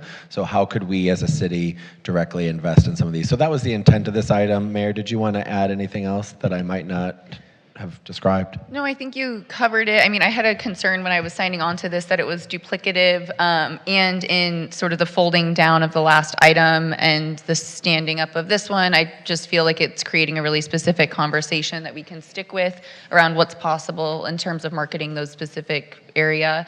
I think some of the recommendations that were in the economic study are really some of the solutions, and so I'm just grateful that you're trying to seize the moment and get this conversation stayed on track. And I know Councilmember Meister, you wanted to jump in? No, I think that we'd sort of discussed it with the other Great. items. So It's covered? Okay. yeah, I'm supportive. Great. Okay, Well, perfect. I'll make a motion then. Terrific. There's no other comments or questions from the colleague? Okay, great. We're moving through it. So the motion is as written. Thank you, Councilmember Erickson. Great. And All right. no, they're sticky. And we are moving on to, no kidding, our final item. Yeah. F8, appointment of city council members as delegates and alternates to various organizations, committees, conferences, and city council subcommittees. I'm going to hand this one over to our fantastic city clerk to steer this process. Oh, hang on 1 second. Yeah, 1 second.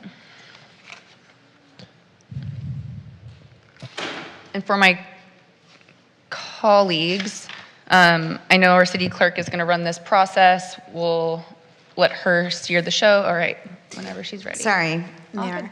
Thank you, Mayor and Vice Mayor and council members. The item before you is to make appointments to outside organizations as well as the city's subcommittees. The first item, and I'm going to just go through very clearly on the recommendations, is to appoint an alternate to the sanitation district. So the mayor is designated as the delegate to the sanitation district, and so we need an alternate to the sanitation district. Do we have any takers for the sanitation district? Now that we Don't know be the meetings shy. can be virtual, I will happily stay on as the alternate and miss all the meetings so the mayor can have them. Sounds. Virtual now? They're virtual. So we can have this, So you don't have to drive to Whittier. as long as the city clerk always notices City Hall, I think those meetings can continue. Yeah, quite a few of them now are allowing participation teleconferencely as long as we post the notice. So Clean Power Alliance allows that as well, so it's something to keep in mind as we move along. The next one is for Contract Cities Association for our voting delegate and alternate. I would like to stay on as the voting delegate. I think I was the alternate, and I'm happy to be removed if somebody else would like to do that now. Councilmember Hang? You'll try it? Great. All righty. It's a good group. Be careful what you sign up for, Yeah. Councilmember Hang. Yes. Clean Power Alliance. I would like to stay as the delegate. I think I'm the alternate. Yeah. Yeah. It currently is. And that is one of the ones that is via teleconference, if we notice it correctly. County City Selection Committee, which is currently Councilmember Erickson and Vice Mayor Heilman. I cannot make the meetings because they happen in the middle of the day, so I'm not available, so I won't be able to stay on. Okay. I thought the mayor was automatically the, For city selection?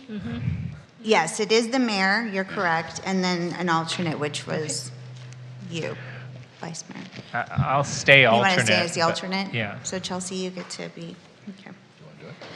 Do we have to keep it as the mayor? I think that Yeah, I is the think it's- direction it's from a- city selection, is that the mayor is the It's a primary. requirement. Yeah. Okay. Okay. Our next one is JPIA. JPIA, which currently is, I believe, Councilmember Meister. And do you want to stay on? SCAD? No, JPIA. I'm sorry? JPIA. Joint powers. Oh. I actually, now I can't believe I'm going to say this, because of me being on the Liability Trust Fund and Oversight Board, I'm happy to do it if you don't want to, because please do. they're, I know, but. It's once a year, and you have to be there in person. And where for is that. it? It is in the middle of nowhere, La Palma. Where's which La Palma? I don't know. What's You'll La find Palma? out. Yeah. It's- It's about an Sorry to hour the and people 20 of La minutes Palma. away. Yes, I we don't love know La where that is. Palma. We just don't know where North it of is. Sunset? No, that's South of Melrose? I'm screwed. I'm screwed. It's near Cerritos. I will discover what Cerritos is as well. Thank Yes. you so much. Sorry to the Cerritos has a people. great library I will and go a to the great Cerritos. performing That's the arts. LAX Okay, I'm going the to shut up airport. now. I already said the F word already on record. To the public, I was aware. You're welcome. There you go. But staff can be Yeah. Yes, so, and then it's myself and our senior risk person are the Understood. alternates. Happy to do it. And I just got the invite, so I will be sharing that with you Thank tomorrow. you. Really looking forward to it. Okay. National League of Cities. I'm Mayor happy- Byers. I'm happy to stay on, or if Councilmember Hang would like to do National League of Cities, because I know they might be doing some more with some subcommittees in National League of Cities. Do you want to do it? Okay. We can all go. So the mayor will be the voting member and Correct. Councilmember Hang will be the alternate? Yes. Santa Monica Bay Watershed Council, since you just did all those forms for them, do you Yes, want I to will be stay? staying on because I did the ethics training Councilmember Erickson. over Christmas, and that took a piece of my soul. Yes. Because I had to do it 5 times because it kept failing. Thank Yes. you, Attorney General's office. It was horrible. Yes. Do we have an alternate for this watershed? Can we designate a staff person to be the alternate here? I think we can, because I want to say at one time it was Robin Easton. Yeah, because John Rico had it, I think it was Robin. Yeah. Hang on one second. Yeah, because I also have to be approved, but I have yeah, because I'm hopefully going to be doing it. The mayor just reminded me via the COG on the west side. For now, we can hold off on the alternate, and I will confirm with them that it can be a staff person. I believe it can be a staff person, but I want to make sure. Can we And make can you identify a staff person? Can we make Yvonne the staff person? I'm sorry, I see her hanging out back there. And it's not a conflict if he's the city rep and the West Side COG rep? No. Okay, great. Thank you for that. So in the past, if it was, I believe it was a long-range planning person, because it was it Robin Easton? Yes, see, my memory isn't failing me as much as I thought it was. So I think at the time she was the long-range planning manager, so if we want to designate that position, or if we want to. Sure. Since that person's doing clean power anyways, aren't they the Okay. alternate on clean power? If the call, who is it? Is it? LRP, it would be Francisco Contreras. Yes, I would like to make Francisco he's the alternate. He's not here anymore, so it's fine. That's what happens. See, You that's what snooze, you happens lose. if You leave, you're early. sorry. You get appointed. No one go to the bathroom because you're about to be on a lot of committees. That's happened too. So now we'll do SCAG. Councilmember Meister. Can I be the alternate again? Yeah. Do you want to be the, because you're on some subcommittees with SCAG now, yeah. Okay, so it's Meister and Byers. West Side City's COG. I'd like to do it. I was the alternate, but they meet at a time when I'm teaching, so I'm fine with the mayor. I blocked my calendar for the year for it. Okay. So Mayor Byers is the delegate. Who would like to I'll be the You want alternate. to stay as the alternate? Yeah. Okay. And Vice Mayor Heilman? Okay, so just for the record, Finance and Budget Subcommittee has always been the mayor and the vice mayor.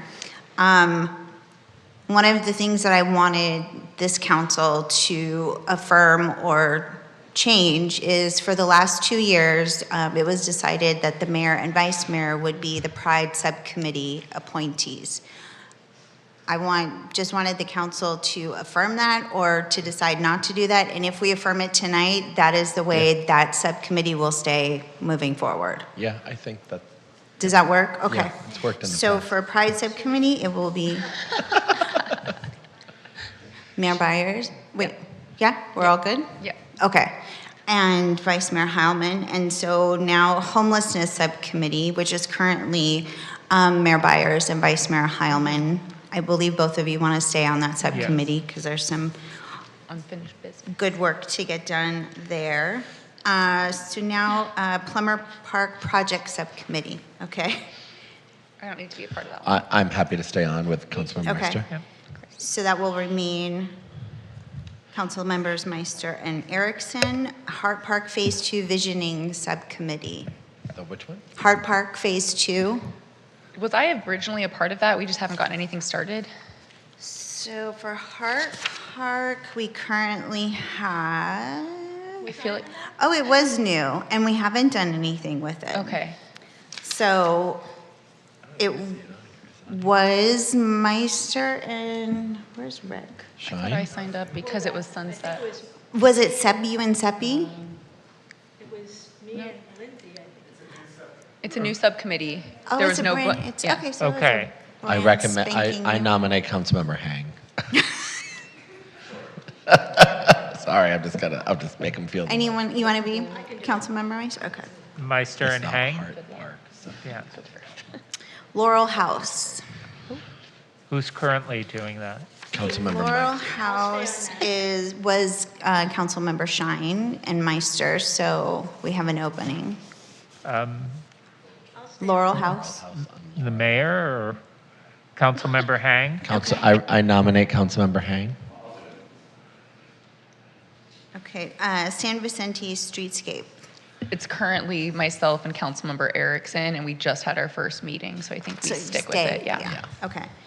So that will be Councilmember Erickson and Mayor Byers. And we are done. Did we do the with Playhouse? that item. And I think we skipped League of California Playhouse Cities. was done. Great. Playhouse is, I Oh, don't. great. Yeah, that work was completed. And any future ones that are created would just be done throughout the year. We did California contract cities, but I don't know that we did League of California Cities. So we don't typically, I bring an item Oh. when the league conference happens, and then delegates are chosen Oh, for that great. one. Even better. Okay, perfect. Because it's just once Isn't a it year. happening in March? April. April? That's what I meant. Thank you, Mayor. League? National League of March. So Yeah, it's around September. Oh, It's in the fall. Yeah. And so usually whoever goes is going to the conference. Is the will be voting delegate. delegate for Friday. That makes sense. And the same thing is true with the National League of Cities. Even though we designate it tonight, if somebody's not It going, can we can change. always change. Yeah. Thank you very much. And I will send an updated list to everyone so that they have it. It's also published on the website if members of the public are interested. Thank you. Terrific. Well, my friends, we've made it to the end of our agenda. There's no items that have been moved to excluded consent. Terrific. Do we have any final public commenters? So Ramesses has requested to speak again under public comment. I said I would leave it to the presiding officer to decide. Yeah, I think we can hear one more public comment. Okay. Ramesses, come on up. But we don't have Let me to. just add your real fast. Give me 1 second. Thank you. Okay, go ahead. Last week, my atheist friend Salwan Mumika was murdered in Sweden for burning the Quran. Adding insult to injury, today he was posthumously sentenced for incitement of an ethnic group. Atheists are one of the only groups in the Middle East that are fighting for LGBT rights because religion is the root of all homophobia, especially in Islam. If we burn the Quran because it oppresses us, Muslims feel inclined to kill us. We are atheists, not masochist Christians. If you hit us on the right cheek, we strike back nuclearly. This is why we declare January 28th as Burn the Quran Day, burn it, tear it apart, etc. Islam is not just a religion, it is a political system enveloped into religion. It's the mafia wearing a turban, and you pay the tribute, as per chapter 9, verse 29. There are 0 churches in Saudi Arabia because Islam is so tolerant. Muslims cry in Islamophobia just as the Nazi would cry Naziphobia, but no, your ideology is just hateful and intolerant. Hitler commended Islam as a political ideology for a reason. Muslims claim that Israel is an occupier and that Jews are colonialists, but Arab Muslims invaded and colonized by force more than 20 countries, including my own, from Spain to India, and killed over 150 million people, estimated. Who occupied who? Calling Jews occupiers is like calling Native Americans trying to get their land back occupiers. I don't know how you can all be Zionists and Democrats simultaneously, because the Democratic Party is the party of Hamas sympathizers. So down with Islam and the religion of hate and terrorism. بمناسبة قتل صديقنا سلوان ميكا عشان حرق القرآن هنقطع القرآن قهرا وعلانية. عشان تعرفوا يا مسلمين أن الملحدين مش مسيحيين مزوخيين، هتضربونا على الخد الأيمن هنضرب دين أمكم بالنووي. القرآن مليان بجرائم وكراهية سبي، ولو حرق القرآن جريمة فالجريمة لا تقابل عذاب، وهو قتل سلوان. يسقط الإسلام دين الإرهاب، كسم القرآن كسم محمد، وهو قرآنكم بتاعكم هنطلع دين أمه ونقطعه.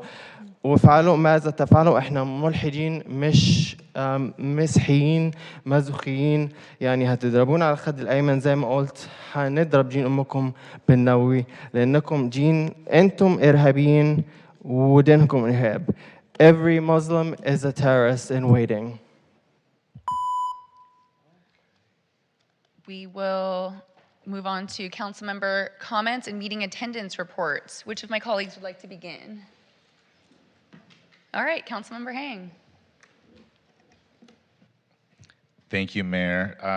For my meetings and attendance, I recently attended the Cal Cities conference in Orange County. And I just wanted to wish everybody a happy Black History Month and a happy Lunar New Year. Thank you. Over to you, Councilmember Erickson. Thank you so much, Mayor, and congratulations on your second meeting. I know we were all eager to get out of here after the last one. In terms of meetings I attended the Mellow Maniacs event here in the Chambers. I attended the ice skating rink and agree with the public. It was fun. I did not fall, so there you go. But it was great, and there was one individual spinning and doing like jumps like crazy, and it was the most amazing thing to see as someone just tumbled on their behind. So it was pretty great.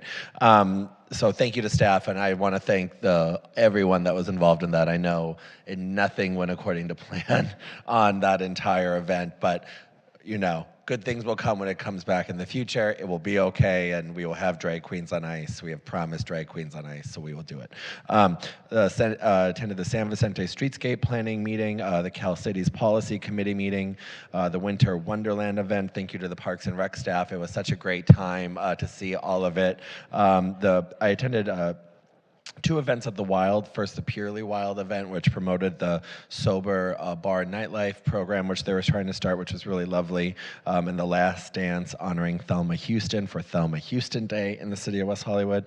And then I attended the Book Soup book launch of Monster Squad that came out that I talked about the last time. And in terms of only comments, I was just wondering, and this goes with something I said earlier on the Billboard item, if we can get a recruitment update on the senior transportation planner, because if that's taking so long, I would like to just know. That doesn't have to be now, but whenever that's coming back. Thank you very much, Mayor.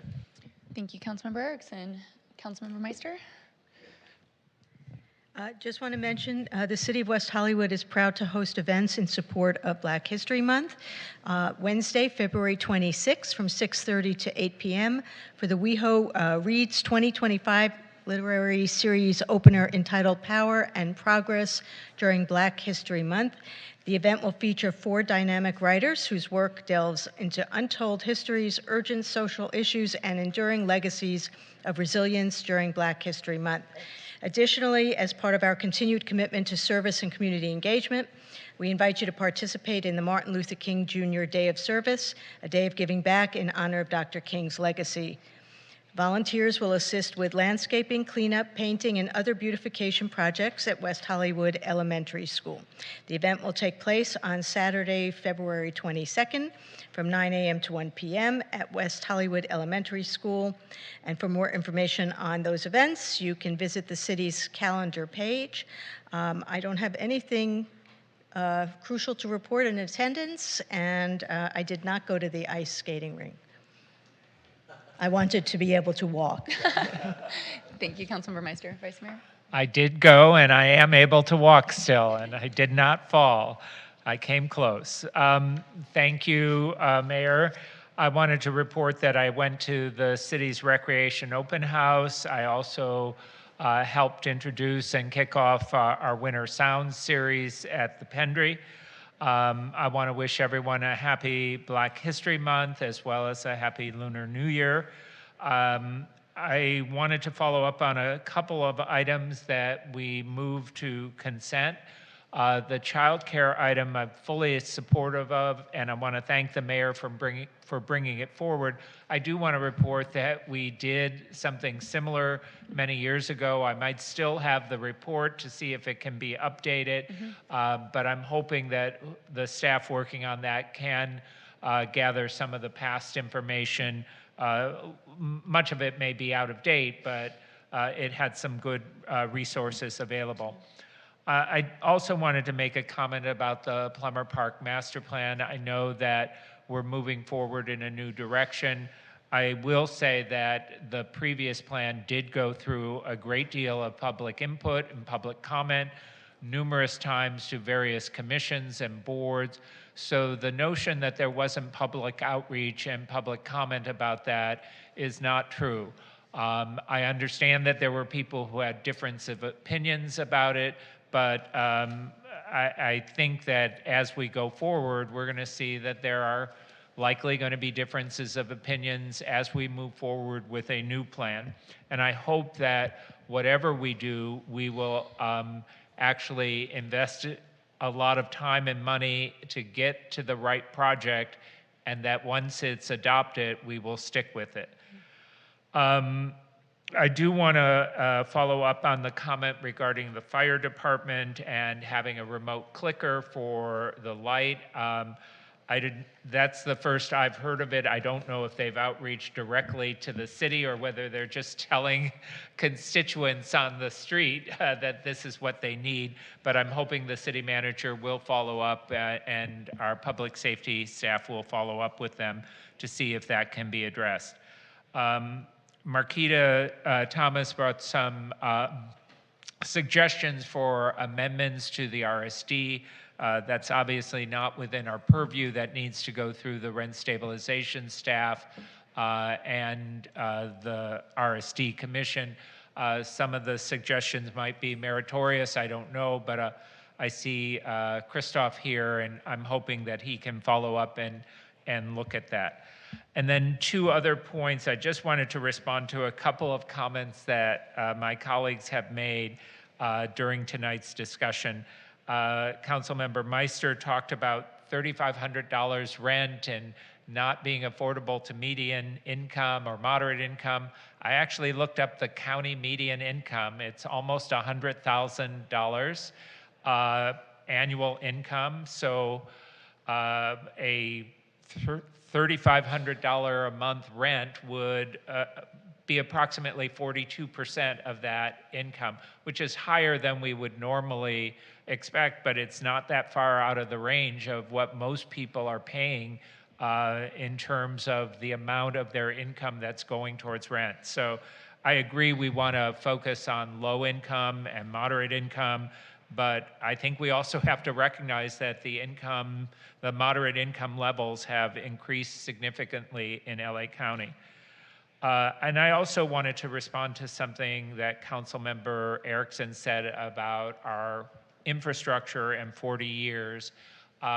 Yes, there's certainly things that we can do better and improve, but I disagree strongly with the notion that we've ignored our infrastructure for 40 years.